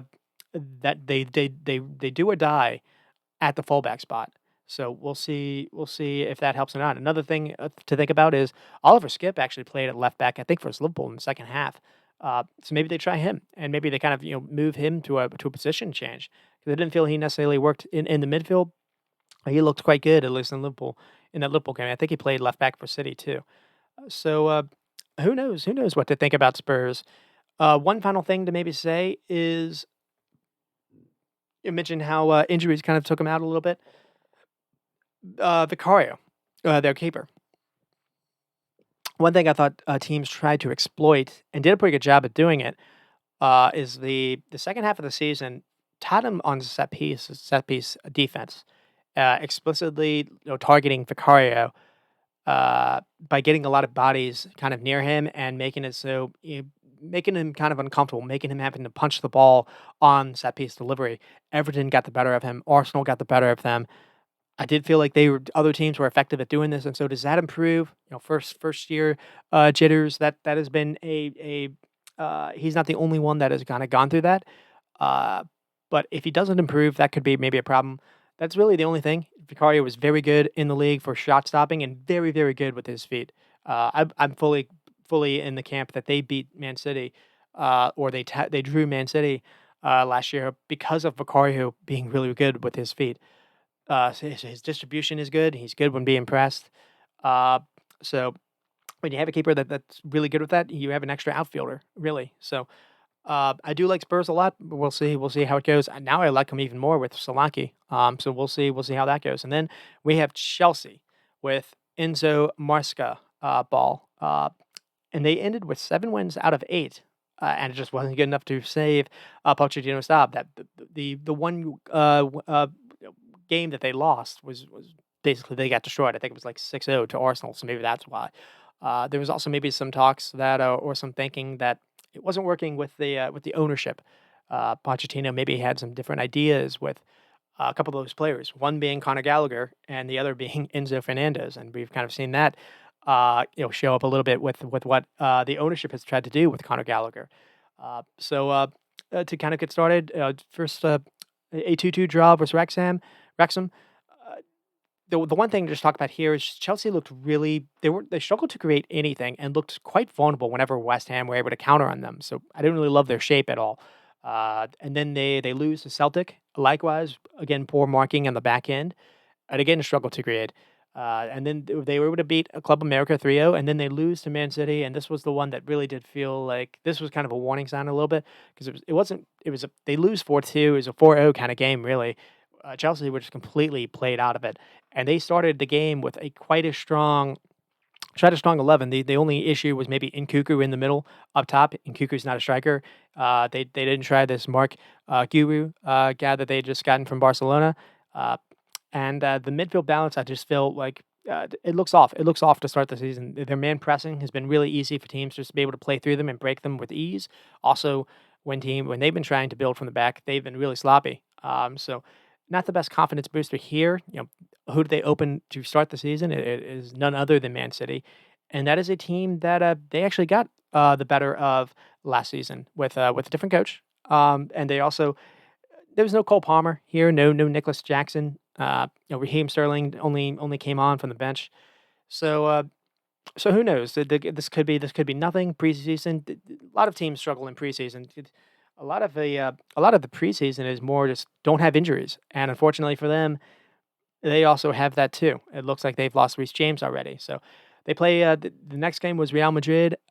This was slightly better. It still wasn't great, but one you maybe see a little bit of what they can do as far as maybe a different kind of shape. So what they did was James as right back, then Colwell, and then Badiashile, and then Malo Gusto played at left back. It looks like he was maybe inverted, and then you have Enzo and Lavia, so no Caicedo. It's been kind of interesting. And then Nkuku as a 10, and then you have Madueke, Mark Gue, and then Sterling. Sterling to me probably is their best kind of player on the left. And it's been talks that maybe he might actually even be out the door because they've also brought in another attacker as well. So I feel like Nkuku as a 10 is quite good. I don't really know where you play Cole Palmer in this kind of situation. Maybe you play him on the right, and so you sit Madueke, but Madueke has maybe been their best player in the preseason. Him or Lavia, there really hasn't been a whole lot to talk about, though, in their preseason. So right now, they do feel like a complete mess. Another thing, too, is their squad is massive, and they making signings. They keep signing all these, like, 18-year-old, 19-year-olds. So they're taking gambles. And the other thing too is they're sending out a couple of their players that from their academy. They've been trying to sell Conor Gallagher to Atletico Madrid, and I understand that a little bit. Maybe they don't feel like he's good enough, but they brought in Kieran Dewsbury Hall instead to almost be like their Conor Gallagher, and I feel like Gallagher's a better player. Now Enzo, the coach, is maybe more familiar with Dewsbury Hall, and maybe that's the reason why they've done it. But it is very weird because you have a situation where Kieran Dewsbury Hall, Caicedo, Lavia has, it took a while for him to actually, he didn't play the entire season last year. He's looked maybe the best player in the preseason. Where do you fit everyone in? I haven't even mentioned Enzo Fernandez, and he's kind of another one. So there's a lot of intrigue. There's a lot of confusion about what Chelsea are at the minute, and I feel like I've said that every kind of preseason for the last like 3 years now. Mark Gahey looks a project to me in the same way Jackson did last season, so I don't really know what the idea is with him. They've been trying for this Atletico striker Samuel Odmadon. I can't say names. A Spanish striker, a very tall Spanish striker. Also, though looks 21 years old. Also looks a project. The links to Victor Osimhen continued to not go away. I don't really know how Chelsea are doing this because they do have financial hits against them. Uh, but the other thing too is now they've been linked back to Yao Felix again. And if they do that, I don't really know how him, Nkuku, and Cole Palmer work together at all. I feel like they're all the same player. I feel like that would not be the best idea for them, but we'll see. As far as what they've done, they have been busy. They brought in Tosin Onafui, and Tosin's a pretty good defender, a pretty good center back. To get him on a free is quite good, but he struggled in Chelsea's build-up in a couple of these early games. They brought in Omari Kellerman, 22 million, and then this Mark Gohu guy project from Barcelona, and then Kieran Dewsbury Hall they brought in for a free. And again, it feels like the Leicester coach just wants someone that's like Conor Gallagher, but someone he's kind of used to working with. So uh, I just feel like, and maybe he's a little bit better in possession, but I feel like he's worse out of possession. I feel like you're missing what Conor Gallagher offers as far as his legs and injury room. And then they brought in Renato Viega, a young kind of midfielder, and then they have Caleb Wiley, an American for 10 million, youngster fullback. Probably not going to be probably going to go on loan immediately. So don't really know what kind of minutes he's going to get. He's good enough for Chelsea. It's very interesting how he was on the Olympic team, but we didn't actually play him. So that was kind of interesting. And then they brought in this keeper from Villarreal, Flip Jorgensen, and then out of nowhere, Pedro Neto. And so I feel like this is not good news for either Madueke or Mudryk. And Neto can play either left wing or right wing. Um, and again, Madueke has maybe had the best preseason for them, but also that's where Cole Palmer maybe likes playing. Really bad for probably either Mudryk or Sterling. I didn't even mention Sterling. So I don't know what the idea is there, but Neto is a good player. He's pacey. He's direct. He can beat people 1v1. He's got a good idea in the final third of what to do. He's good at playing people in. His only issue has been fitness wise. Whether it was hamstrings, left and right last season before he was suffering from an ACL. But Chelsea have decided to make a gamble and throw some cards on him. And what I look like as far as their best maybe attacking lineup right now, I've got Jackson, I've got Neto left wing, I've got Nkuku through the middle, and I've got Palmer on the right. And then maybe you have either an Enzo Fernandez or you have a Caicedo or Lavia kind of next to him. Again, no room for Dewsbury Hall, no room for Lavia or Caicedo at the same time. It is interesting. The other thing too is with I mentioned how they've been playing Malo Augusto back at left back. Mark Cucurella was one of the better players in this season last year, and everyone remembers what he just did in Euros. So what is the idea with him? Again, there is a lot of ways for this to either be really good or to blow up. They have a lot of that front line looks like it's got a lot of goals in them. They haven't been able to play in Nkuku and Jackson together at all. Uh, Coleman, Palmer and Nkuku, we haven't really seen them together either. So, do they clash or do they work really well together? That'll be something we have to see. Jackson into the season quite good for Chelsea and Pochettino. He actually finished with I think more goals than Darwin Núñez. So, does he continue his development or not? So again, there's a lot of ways for this to kind of change as far as out. So they've spent 61-ish million. That was before maybe Neto news, so maybe it's even more. And then they've been trying to bring in some cash. So Conor Gallagher, it looks like they're trying to sell him for 40 million. Andre Santos, it looks like they've sold him for 40 million. Or no, he's done a loan. They bought him for 40 million. So they paid 40 million for a guy that they just have not wanted to play. They've lost Mangala Sarr. They've lost Thiago Silva. They sold Omari Hutchinson for I think 28 million, then Lewis Hall to Newcastle for 32 million, and then Ian Matson for 44. So they brought in close to 144 million. So they have brought in some cash, but they've also tried to spend it. And this was already when Chelsea were kind of on the radar for stuff like that. So for goals scored, we have 77. They're in fifth. So I mean that wasn't the issue. It was really the back line. So finished with 12th, 63 goals conceded, and Chelsea were a situation where they didn't know how to defend a high line when they were playing Thiago Silva. Uh, Mauricio Pochettino's Chelsea side were very open until around maybe March or so when he kind of found a little bit more of a fix. So we'll see how this goes. Also, if they're going to play, look, Nkuku with a 10, now I'm kind of think about it, and you have like a Caicedo next to him. It seems like the idea is either Conor Gallagher is played there, or someone like an Enzo Fernandez. Enzo Fernandez is probably better on the ball, so maybe that's the reason why they're trying to ship Conor Gallagher out. I'm just now kind of noticing that. Uh, so I don't know. We'll see what Chelsea do. Uh, Top goal scorers, it was the Cole Palmer show, finishing with 22 goals, was absolutely unreal. Nick Jackson was 14. That's not for a first year time in the league. That's not a bad return considering he had a lot of marquee misses in the beginning, and to be crazy young as well. It feels like this actually has potential to go higher. Sterling with 8 goals. The interesting to me was he didn't play. Pochettino didn't play Sterling a whole lot, so. Um, I feel like he was probably the best, player, on the left or even on the right. I felt like when Chelsea actually played their best games, it was versus Man City. I thought Raheem Sterling just really showed up in those games. So I've been a little bit surprised there. 8 goals isn't the worst return for a wide player, and he didn't have a whole lot of games for them. But you don't see Mudryk here. I think he had 5 goals. So that's another slow season for him. Madueke on 5 goals, but I feel like if anyone's going to break out, it's probably him if he gets time to play. I don't really know how he's going to do that now. Uh, Top players again, the Cole Palmer show. Caicedo actually really did turn out to be really good towards the end of the season. But the only thing is now Lavia has looked probably better than him. To start, Caicedo had a pretty bad passing mistake versus Man City. Uh, and then Conor Gallagher was a big part of their campaign last season. Now, again, not necessarily the best in possession, but very very good at covering a lot of distance. Pressing, being a pressing monster, having the lungs to do a whole lot of running. Now, maybe Chelsea's not going to play that way with this new manager, but uh, and maybe that change maybe suits Enzo Fernandez's game a little bit more. And to speak on Enzo Fernandez.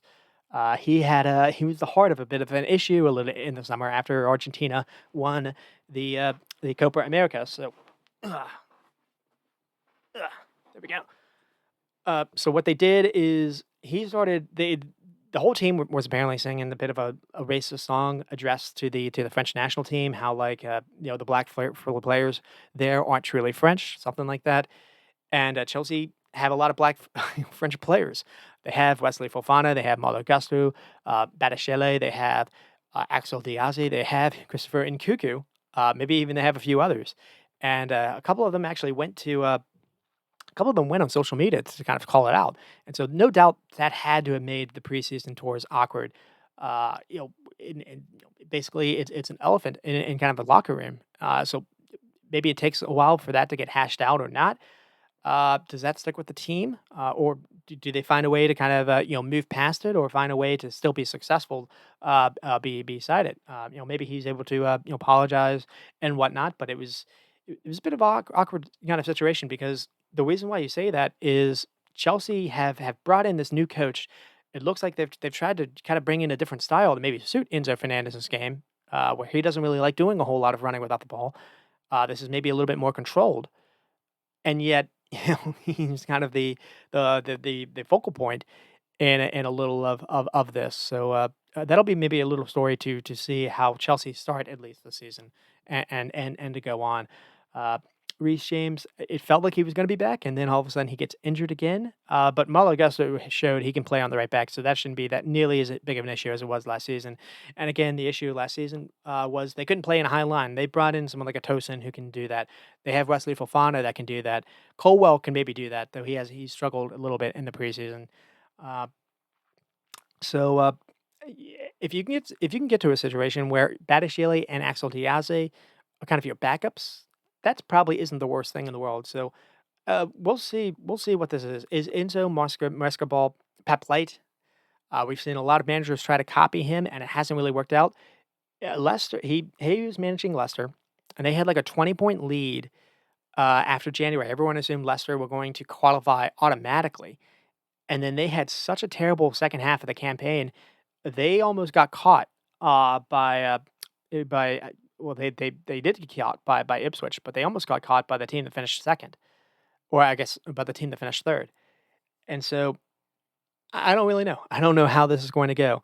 Um, I think the that said, preseason they've had no Jackson, no Cole Palmer yet. Uh, the concerns I have are haven't seen any kind of pressing structure that has worked from Man City to Chelsea or to Celtic to Wrexham. It's been really easy for teams to get at them. It's been really easy for teams to play around them. Uh, we'll see how this goes. Uh, I feel like Pochettino must have had some kind of serious falling out with the ownership group because I feel like the way that they ended the season, I thought they had something maybe building here. And as a Liverpool fan, as someone that looks at Chelsea usually as someone to really worry about, I kind of feel like they're going to at least coming out of the blocks. I feel like they've done enough to where they possibly could struggle and have a slow start to the season. But who knows? They do have a whole lot of talent. They spent a lot for it, but they do have a talented squad. So. Uh, We'll see. Again, we'll see how this works. If I feel like I'm kind of hedging a lot here, I am. Uh, Chelsea finished, let's see, fifth in the expected points last season. They were supposed to be better than they were. Uh, I don't really know how much how much change I really see with them here. Another thing to say is they've spent a lot, but they've also sold a lot. If they were able to sell Conor Gallagher for 40 million, they've been able to sell Mason Mount for 60. Werner they were able to sell pretty high. Havertz they were able to sell pretty high. So they've been able to get some pretty good sums. For that at least. That's one thing you can say about them. But they have brought in so many youngsters over the last few years, and they've signed them to big contracts, and it looks like they're still trying to do stuff like that.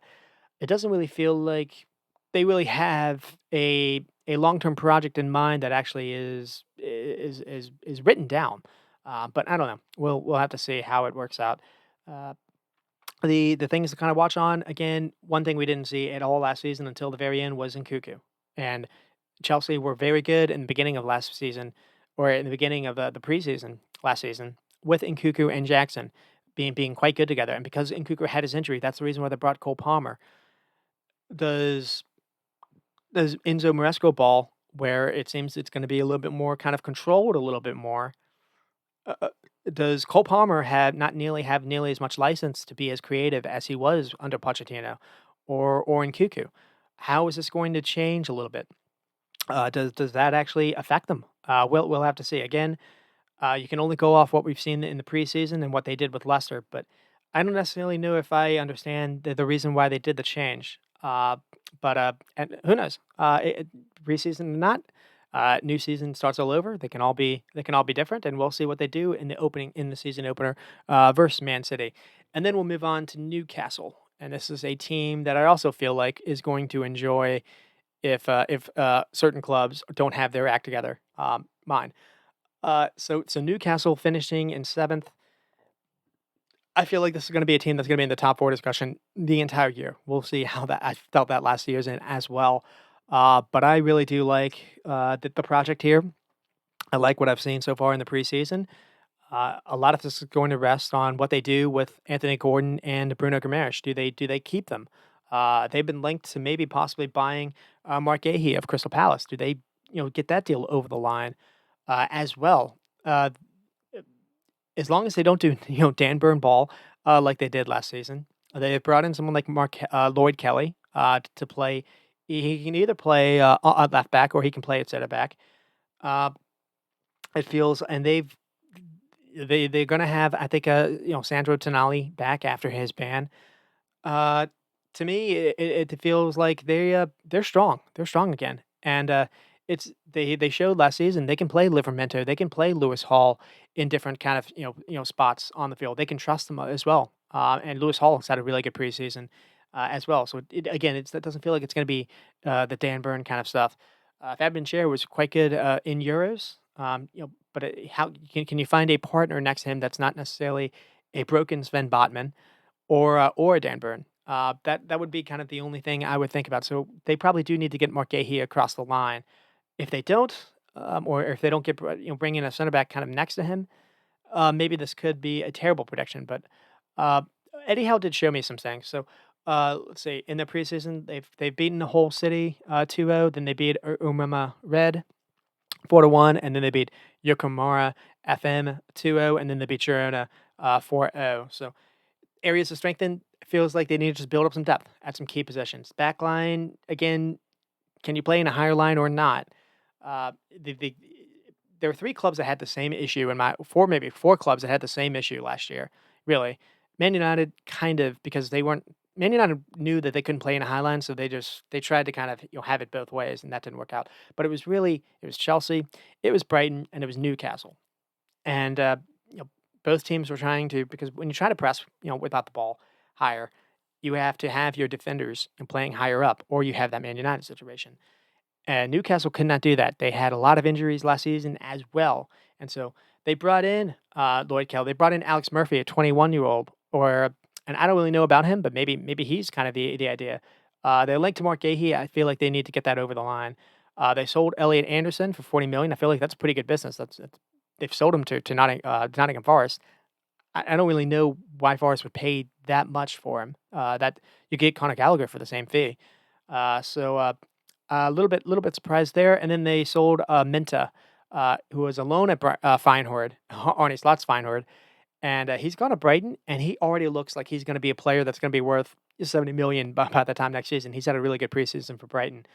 Uh, so goal scored, they finished with 86. Alexander Isak had an unbelievable year. They're one of the more fun, attacking sides in the league, and just the issue was more, just defending a little bit at the back. They conceded 41 goals and 10th. Uh, wait, that can't be right. I've got them in 10th. I don't really know what the actual conceded was. Top goal scorers, Alexander Isak, 21. Anthony Gordon had a really good season for them as well with 11 goals. And then Wilson. And also, Anthony Gordon had a really good stretch where he scored or did a lot of damage versus the top 6 clubs. Top players, we have Isak, Gordon, Bruno Guimaraes, probably player of the season for them. He was kind of the do-it-all everything in midfield. He was like he had to do everything by himself. There was no Joe Linton. There was no Longstaff in between, but he didn't really do much either. There was no Joe Linton, no Sandro Tonali. They had to play this guy Louis Mali, a kid, 17-year-old kid next to him who did a pretty good job. But Bruno had to do a whole lot of stuff by himself, and credit to him, he was able to do it. Trippier was a top player for them until December, and then he had probably the worst stretch of his career. And then after they lost Nick Pope, Dubravka came in and had a really good holding job to the second half of the campaign. It's funny enough, you almost forget about that. Newcastle had injuries left and right, even Nick Pope. And when that happened, I really thought they were going to be, looking. I don't want to say relegation fight, but I was worried about them because they were losing left and right, losing players left and right. They were having to play, multiple games a week, and it all just torpedoed on them really. And the second half of the campaign, once the season got a little lighter, or the schedule got a little lighter, they really were able to. Also, it looked like Eddie Howe kind of changed a little bit more of how he was trying to play. It looked like they were playing a little more in a mid block, looking to play a little more off the counter than necessarily this rock and roll kind of 4-3-3 high press kind of system. That changed, and Dubravka, being in the six, was good enough for them to actually have a pretty good second half of the campaign. So that's the reason why I feel like they had momentum. They built momentum towards the second half of the year. I feel like they're going to be able to continue it. So the things to kind of watch out for is what do Newcastle do with Gordon and Bruno? That could kind of worry me a little bit because I feel like both they're going to be clubs looking for both. Gordon apparently is trying to run down his contract. Bruno, I don't know if there's a release clause or not that can be triggered by Champions League clubs, but I, I keep seeing he's linked to City. He's linked to Arsenal. As a Liverpool fan, I've wanted him for a while, even before he went to Newcastle, because he can especially if you're playing in a pivot. He can win you the ball. He can be a number 10 if you need. He's creative in the final third. He's really good when it comes to getting the ball in the turn. He makes good decisions, but he's also very progressive with it. He gets the ball quickly out of his feet. If you pair him with a Rice, if you pair him with a Rodri, it's like it's good night. For and he's probably worth $100 million, or that's what he would take to get him away. But it's hard to say he wouldn't be worth it. Now I feel like I've said the same thing with Casado. Casado probably wasn't worth $100 million that Chelsea spent, or Enzo Fernandez. But Bruno is like an Enzo Fernandez, but someone that actually is more athletic and someone that actually can do the defensive work that can do the dual winning. He's not a number 6 per se. In fact, there have been times when I thought that's maybe kind of the issue where that Newcastle have had. They've had to play him a little bit deeper out, and he's not really a holder. He'll leave that spot, and so sometimes that does kind of leave your back line a little bit exposed. But if you have someone that can play next to him, he's meant. And so, if I was Arsenal, that's probably the kind of signing I would be looking to do, but I don't know if they're gonna do that. Uh, they've already spent some money. They've spent, I talked about them last week, so I don't think they look like they're trying to get, Mikel Moreno over the line as well. Maybe that's kind of the idea. Uh, and then, the other thing is, can they improve their back line if it's not Mark Gahey? Sven Botman did not look the same player after his injury. Jamal Lascelles doesn't really, do it for me. Emil Kraft doesn't either. If Newcastle want to have this kind of expectation, they need to improve the back line, whether it's Gahey or someone else. Maybe it's this 20-year-old that I don't really know about. Uh, they they they bought him from Lyon. I'm a bit surprised by that. Let's see, what's his name? Alex Murphy. Wait, is that Leon? Anyways, this 20-year-old. So I don't really know anything about him. So maybe that's the idea. If not, they still need to, work on a little bit on the back line because again, Botman with that ACL doesn't look the same player. Uh, Dan Bird, maybe you can try him as a center back than necessarily as a fullback. I hated him as a fullback the entire year last year. Maybe that could be the idea. I do like the idea of Lewis Hall and Livramento being shown that they can play on the fullback, either side, or at least Livramento can play left back or right back. So you have some depth for Trippier that you didn't have last season. Also, Jacob Murphy, I thought looked better when he took over the right wing spot over Almiron, and he excelled the second half of the season. You have Harvey Barnes, who took a while to get going. He made a big move after leaving Leicester, and he got injured after like the first game of the season. He finally came back around the last 10, 5, the last eight or so games of the season, and he finally started to show. He's got a right foot that can look for goals as well. So you have Joe Linton back. You have Lewis Miley. That it feels like after a season of experience, and now he's 18. He's probably going to get better. You have Tonali after his 1 year suspension. You have the idea of him and Bruno being able to swap, or Joe Linton. You have a midfield that can really does feel like that is good enough for top four. It's the back line I don't really trust, and the front four, absolutely. So you have Alexander Isak. Other than Holland, I feel like he's the best pure finisher in the league. So the concerns are all I said really. And funny enough is I at one point I was worried that Hall wasn't going to be able to even survive last season, but Hal showed me something again. When things weren't working, he was able to change. He was able to be a little bit more pragmatic, as I say, to not press as high, to be a little bit more careful on the ball. And again, they did finish with some pretty good form, and they're not going to have Champions League scheduling to kill them this season. And that really did kind of that destroyed their campaign last season. So that's where we are with Newcastle, and then with West Ham. They're really intriguing. Them and Brighton are probably the two more intriguing sides of just kind of the mystique about them. I guess you could say that about Chelsea too, but not for positive reasons in my opinion. West Ham are going to be interesting without David Moyes, so they have Lopetegui back, and Lopetegui is a good coach. Lopetegui was able to since he's left Sevilla, Sevilla have absolutely nosedived without him, and then again, Lopetegui took over Unai Emery's Sevilla, so Sevilla was good under Lopetegui, and then I thought he did a decent enough job to keep Wolves up, but he didn't necessarily light anything on fire. So we'll see what he does with West Ham. You actually look at what they've started to build. I mean, their technical director is earning his due, and that is something to think about. So, had not the best preseason though. 1-0 versus Dag and Red. I don't know who they are, and then they lost to Wolves 3-1, and then they lost to Crystal Palace. Really suspect defending though. So they've been linked to a whole host of defenders from Wan-Bissaka to Joe Gomez of Liverpool.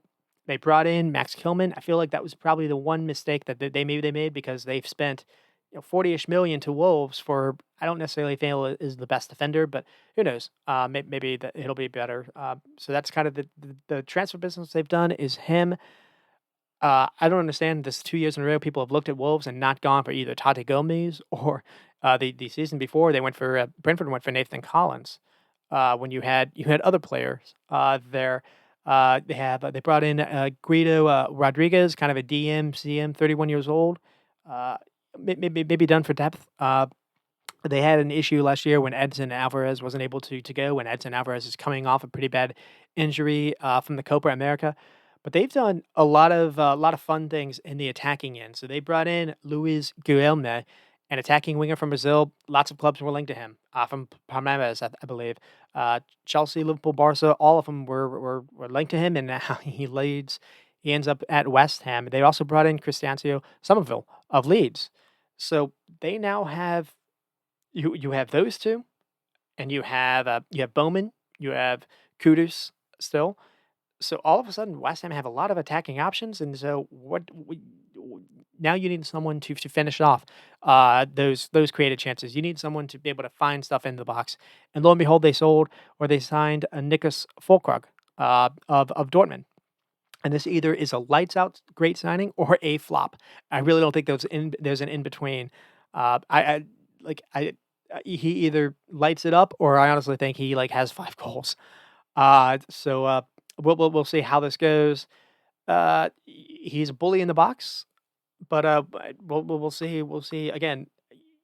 To be fair to him, he was very good for Dortmund in the Champions League final. He was good, I thought, for Germany, this past summer. Um, and if nothing else, it gives Antonio some competition, and it gives Antonio. You don't have to play Antonio all season. So maybe Antonio will actually benefit a little bit from this. As far as outgoings, they lost Flynn Downs to, I believe, Southampton, and then Ogbonna, Ben Johnson, and Ben Rama, to Lyon. Goal scored 60 with 8th, and then goals conceded 74, 17th. That was eye opening, considering where they finished. Top goal scorer, Jared Bowen had a really good season for them, 16 goals, and then Kudus, with 8 goals. That was pretty solid for a debut season. Also, it took a while for David Moyes to actually play Kudus. So top players, Bowen and Kudus. Alvarez, in my opinion, was quite big as well.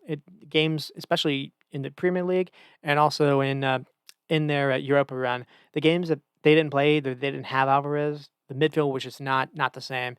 Paqueta, when he was able to play, was good, and maybe it's worked out that he has that betting scandal against him, and as long as he doesn't get that sanction hit, they're going to be able to keep him when possibly a big team would have come for him. James Ward-Prowse was big for them in set piece wise, but otherwise, in possession, he was kind of so-so. So things to watch out for. A lot of West Ham season is going to go with Lucas Paqueta. Does he get banned with a Tonali hit or not? If not, this team looks quite strong with Paqueta and Alvarez, and you can fit others in midfield to either play with a 3, or you just have those 2, and you have a little bit more of a 10 kind of role. Their attack is going to be kind of quite lights out. Defensively, though, I don't feel like it's nearly what it should be, and that's kind of the kind of negative is that. Uh, Instead of spending all that money for Kilman, you could have spent for Gomez. It's still linked to Wan-Bissaka, but I think the issue there is uh, he's not really the best, with his feet, and that's kind of been the problem that Moyes had a little bit with West Ham. This team will probably be as lightning and direct as you can. I don't really know how much Fulker can make these runs, but he was able to actually get in behind, PSG, so he can make some kind of runs. Uh, so West Ham are just I don't really know what to think of them, to be honest. But they have a lot of pieces to play with. I still feel like they could improve a little bit in midfield. And we'll see if they bring in anyone else or not. It's not David Moyes' side, so how much different will Lopetegui's West Ham be than Moyes? That's something to end with. And then I think the final team I'll end with is Crystal Palace, and then so I still have everyone else to talk about. Uh, Crystal Palace is with Glasgow Ball. What are they going to? How are they going to be able to handle maybe expectations? They've gone from maybe being a team that just wants to stay up every year to the way they ended the season last year. Now they have sold Olise to Bayern. They still have Eze. They still have Mateta, who really enjoyed his Olympics. maybe too much. Does that take his injury energy out? They still have Adam Wharton. They still have Lerma. Uh, if they keep Mark Gahey, they still have him. And they brought in someone to replace Elise already. They've brought in Ismail Assar uh, of uh, of Marseille. And he's been a player that I've been puzzled by for a long time, where because I saw what he was doing for Watford in the EPL, and I just didn't understand why he stayed with them in the Championship, and then he got to play in Champions League for Marseille, and a team has finally come to get him. He's only 26 years old. Again, this is one of those situations where it's either lights out great or kind of flops. They brought in Daishe Kamada, a midfielder at Frankfurt, a former player of Glasgow from Eintracht Frankfurt. Uh, and so you have someone that's already worked with the manager before. Maybe that's the reason why Chelsea were trying to do this. Gallagher out, Kieran Dewsbury Hall in, because that matters a little bit more than I'm giving it credit for. Kamada can play either as a 10 or can play in midfield as a connector. And he's got goals in it as a finisher if they play him higher up. So I think that could be shrewd signing. And it'll be interesting to see. And they brought in, I believe, a defender, Chadi Riade, left back for Betis, but he's also 6'1". They've been playing him in a back three in the preseason. So I think the change and they've lost Olise and Mark Gahey. So like the change that they did last season was it was kind of the system change. The system change was kind of their top players because they didn't necessarily have a whole lot of people step up until Glasner came in and until they also had Eze and Elise healthy and able to play together because they lit it up the final 8 games of the season. And they also were able to create a little bit uh, for Mateta, Chilip Mateta. And he really enjoyed his final end of the season. So he finished with 16 goals. Eze finished on 11, Elise on 10, and then Eduard, someone that's kind of been, forgotten about a little bit here, also finished with 7. I feel like that could be bumped up a little bit. So, I mean, they finished with 57 goals and 10th. And again, a lot of it was not having Elise and Eze for large chunks of that, so it could have been higher. Goals conceded 58, 6. That's not bad either. I mean, they really were on fire towards the end, and they have lost Elise, but they've also brought in someone else. So we'll see how this goes for Crystal Palace. Also, they have one of my favorite players right now in the world, in Adam Wharton, just 20 years old, or maybe he's 21 now. We'll see what they do with him. We'll see whether they pair him with Will Hughes, they pair him with Jefferson Lerma. I think it's one of the more controlled midfields that's going to be really good in that pivot, going forward. And they get good width by either Tyrick Mitchell or Daniel Munoz. That allows those two creators to get the ball, to have a bit of a free will together, to be almost as double tens, to play in the half spaces almost specifically. And again, they to get the ball in the most dangerous areas of the pitch, and they had a big striker, a big tall striker in the box to give center back fits and to get on the end of some finishes and runs, either with his foot or head. That shape, that 3-4 kind of 2-1 shape was really good to end the season. Uh, and so also it's the first preseason with the manager. So you feel like they could probably get better. One player I haven't mentioned is Czech Decore. You could maybe play Czech Decore next to Adam Wharton. That could be in midfield. We'll see how he returns. He's coming off an Achilles. That could take some time to actually recover. So maybe not. That'll be something to follow. Ismail Assar, how does he kick on? Also, you have Mateus Franca, who is now gone from being 19 to 220. And does maybe he get more trust from Glasner? Does Rakasaki have a little bit more trust? He's now 21. So Palace have long said that they have a lot of youngsters. So there's still ways for maybe this Palace side to even grow. So the only concerns here are defensive depth, especially if they sold Mark Gahey.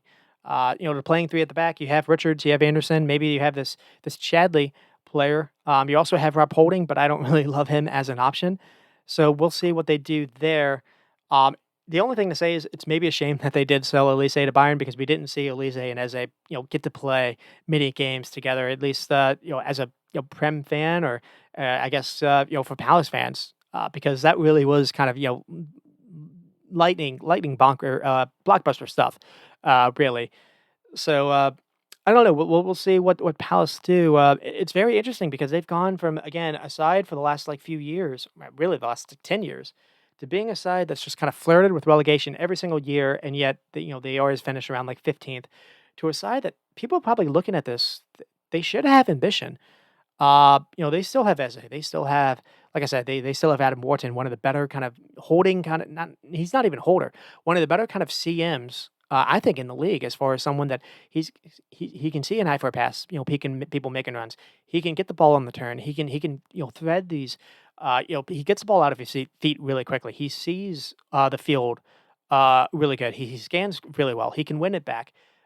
If I sound like I'm overpraising, I probably am, but again, I really liked him in the summertime, and I really like him still. So, so they still have him. They still have Mateta. The only thing is just, does Mateta maybe have uh, a long little break? Maybe he's not able to feature for a little bit because of the Olympics taking so much out of him. Uh, but other than that, this team still feels like they can still fly on, and it is a little unfortunate because it comes a little bit at Roy Hodgson's expense.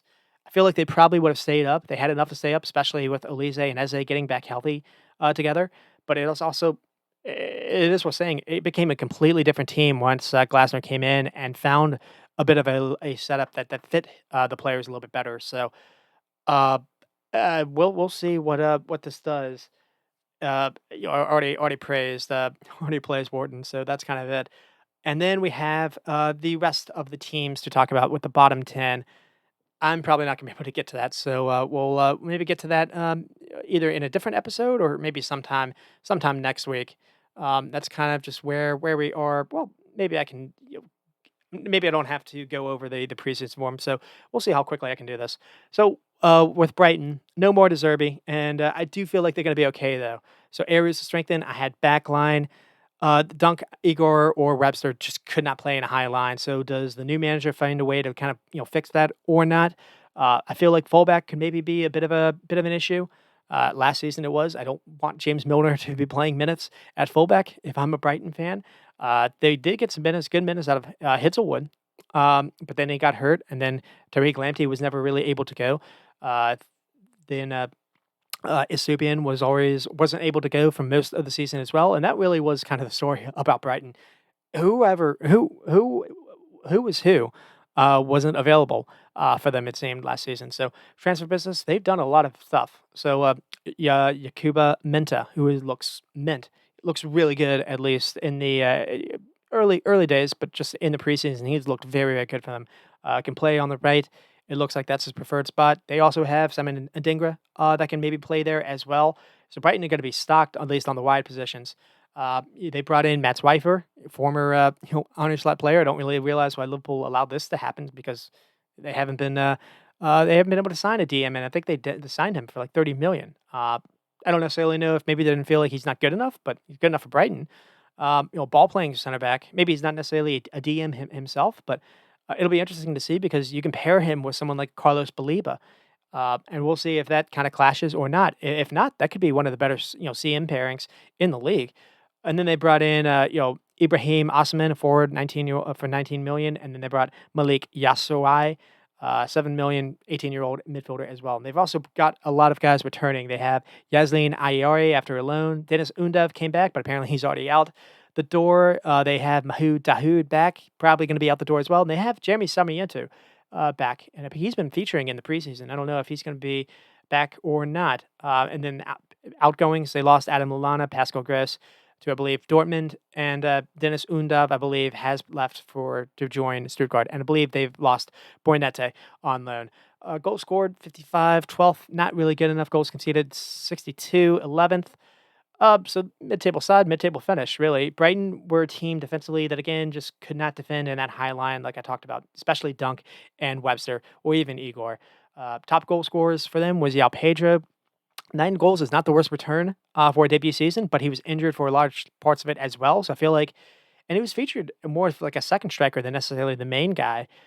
Had a strong Europa campaign as well. It didn't include those numbers. But if you give him service, I feel like he could be closer to that 15, 16 mark, and I feel like he'll hit that this season if he's given the same kind of minutes. But we'll have to see. I really do like Yao Pedro. I feel like he's really good at getting the ball in the turn. He's quite dangerous in the final third. Uh, Simon and Dingler with 6 goals feels like it could have been higher, but for a debut season, that's not bad. And then Evan Ferguson on 6 goals. This is the one that's really kind of disappointing because one of that was a hat trick. So wasn't able to feature the entire year. He had knee issues apparently, and maybe the club made the right call to protect him his long term health. Uh, but you really want you really want to see him back because he looks like a generational talent, and we just weren't able to see him last season. Hopefully, we'll be able to see him a little bit more this season because Brighton really did struggle without having him last season. They missed. They had tons of injuries. They weren't able to play with Evan Ferguson, and then they also lost in midfield of Caicedo and Alexis. So De Zerbi out, maybe he got a little agitated a little bit, and they brought in someone that's a little bit different. So to kind of keep talking about them, again, their top players, they didn't really have a top player. Just the top player was just whoever was available because they had Enciso out, they had Marsh out, they had Matoma out for large stretches. McFerguson again, Estupi and Lamptey. Pedro also missed some time, so it wasn't good. And there was even more than that. Things to kind of watch out for. Early on, it feels like the shape has changed to more of a 3-4-3, kind of a shabby Alonso, kind of Leverkusen kind of lineup, playing with three attackers, and then I don't really know what they're doing at the back because uh, the wing back has been Barco, and or the left back has been Barco, and it feels like he's kind of been more of kind of a midfield player. It's been interesting, to say the least. So it has been a change from the De Zerbi side, and the squad is huge. So I feel like that's going to be trimmed down a little bit. One thing to say is the goalkeeper was had a quite good Euros, Bart Verbruggen, and one thing that he did with De Zerbi or De Zerbi did last season was he was playing him in between him and Jason Steele, and that was felt kind of awkward. So maybe Verbruggen has more of the team to himself, though he looks like he's injured, so maybe he's not going to get to go to start the season. But really, how do their stars return? Because their stars are good, and you've added other talent to it. You know, Matoma, Enciso, Marsh, Ferguson is good enough for a top half finish just by as is. And then you have Yao Pedro, you have Minta possibly to come into this. You have goals, you have creation, you have a whole host of things there, and then you have Carlos Baliba and Matt Weifer in midfield potentially. That feels special. But we'll see. We'll see how it goes. I feel like I've been surprised a little bit that we haven't seen a little bit more activity at the back end. But maybe they're not going to be asked to play in a high line. They've got a ways to play direct if they need to. So I don't know. It's not De Zerbi's Brighton anymore, and they have the youngest coach possibly ever in the league. So we'll see how that works out. Fabian Hertzer, American born, which is kind of funny. Uh, I think one problem though is by having such a big squad, it might take him a little while to get used to the different league to find his preferred 11. So that could the preseason though they have been exciting. They've been scoring lots of goals. So I don't know. Brighton again. I keep seeing the words interesting and intriguing. They are, and it could be the case of how are they able to get those guys back, and do we see Brighton maybe return to what they were the season before with De Zerbi or not? I do feel like they could possibly improve on where they finished last season, but that'll be otherwise maybe they struggle. Again, I'd actually be comfortable at doubling down a little bit higher on Brighton if I could just see them improve a little bit on the back line. But still time to make some signings, still time to get some outgoings to bring in some cash as well. So Brighton aren't the finished product yet. And then Bournemouth on 11th, Irola ball, as they say. I was not necessarily the biggest fan, as possibly I should have been last season. They finished in 12th. I was a bit surprised a little bit on that. Uh, Not had the worst preseason, but the thing that's probably hit them the most is they've lost Dominic Solanke. So do they try for someone like Arsenal's Nketiah? That's someone that just kind of popped in my head, or maybe they go for someone else. They also have someone named they have Unez Unal. Uh, they, they had him on loan last year, and they apparently paid 16 million from Getafe. Maybe that's kind of the idea. Maybe he just takes over the starting role. They've brought in some people there. They brought in Dean Hudson, 15 million from Juventus, young but a 6'5" ball playing center back. Could be an absolute gem of a signing. But he is young, so we'll have to see how that goes. And then after doing the loan deal, they've made Sinistera permanent. So they paid 23 million from Leeds, and then they brought in Daniel Yebsen from Sheffield, 21-year-old striker as well. So maybe they have the idea who's going to replace Dominic Solanke already taken care of. Areas to strengthen, obviously, the striker spot. I thought the midfield needs to improve. I feel like the only complaint I had for them last season was they weren't good enough maintaining possession to see games out. They were top side at winning the ball back, so that's one thing you can give them credit for. But it did feel like, and maybe you have someone like Alex Scott that can maybe take over one of the positions that Ryan Christie, play Ryan Christie maybe higher up. Maybe he can take up one of the Scots of, Cook or Christie. Maybe play someone in the midfield three. They still have Tyler Adams, but I don't really feel like how much I necessarily by him being the solution. Alex Scott has shown the ability to be quite good, but I don't really know what he is. Whether or not he's someone to hold in place, or someone to actually be quite good at ball carrying. Because I feel like he can leave that spot and do something for you in the final third as well. But just Bournemouth were to one of the more direct side. They were fun. They were high pressing. It reminded me a bit of a more of an older Klopp side. But they just weren't good enough with the ball. They weren't able when they had leads. They weren't able to keep it enough to see it out. And it also looks like one thing that they've done is also Liverpool had made a signing, and maybe the first signing is going to be Dortmund's player. It looks like they have actually, brought in maybe they're going to accept a loan of Mamardashvili, the Georgia goalkeeper that had a really good Euros that has impressed everyone. A lot of people have been looking for him. Apparently, he had a very good season even before that for Villarreal. So it's not just it's not just your panic buying over someone having a good summer tournament. He had a very good season in La Liga, and so this could be blockbuster as well. Maybe they've improved a little bit at the keeper spot. We'll have to see how that works. So I don't really know what to think about about Bournemouth. They've lost Kiefer Moore and they've lost Lord Kelly. Goal scored 14th with 54, but really the goals conceded 67 at 16th. I do worry a little bit about them defensively. Also, you look at where they could possibly line up with. I don't really love the right back, Adam Smith. It feels like he's still probably the starting right back. I feel like teams can maybe go at him. He's now 33 years old. I feel like that's not really filling me with confidence. Milos Kirkish had a really good first half of the season. Kind of slowed up a little bit towards the end. They do have some other options there. Dango Watatar. He was played at left back more than he was playing as a front man. What do we see with him? He was kind of one that took a while to get going. They have so many options at the front end. You have Clivert, you have Watatara, you have I think Tavernier still. You have Semenyo. Semenyo was a really good player from them, in my opinion. Someone that was really good at being direct, really good at actually getting. Maybe he wasn't the most creative, but he was really good at actually creating goal scoring moments when he got the ball near the box. But a lot of their attack went through Dominic Solanke, and not being able to replace him, I feel like this could be a little worrying. And also, in midfield, as I mentioned, not having enough players that are just good enough on the ball. Cook was really good at winning the ball back. So was Christie. Christie was really good at being creative. Christie was one of the more actually better performing midfielders of the entire last season. But they just could not keep the ball when again teams were pressing them and when they had a lead, they just couldn't see games out. So can they get a little bit better in possession? Maybe that's something that Areola can work on or not. That'd be just the one thing I'm a little concerned about. And that's maybe where I'm going to end because I don't think I can fit everyone in. So we're on Fulham, and then we have, I think it's Brentford after that. And then, Fulham, Wolves, and then maybe it's Brentford. And then, it's Everton, and then Brentford, and then Forest left to talk about. Brentford, actually. Whoa, I forgot about that. So we'll get back to them. Maybe start of next episode. So until then, so don't want to go over too much. Thanks for tuning in, and until then, you stay squatting and stop recording.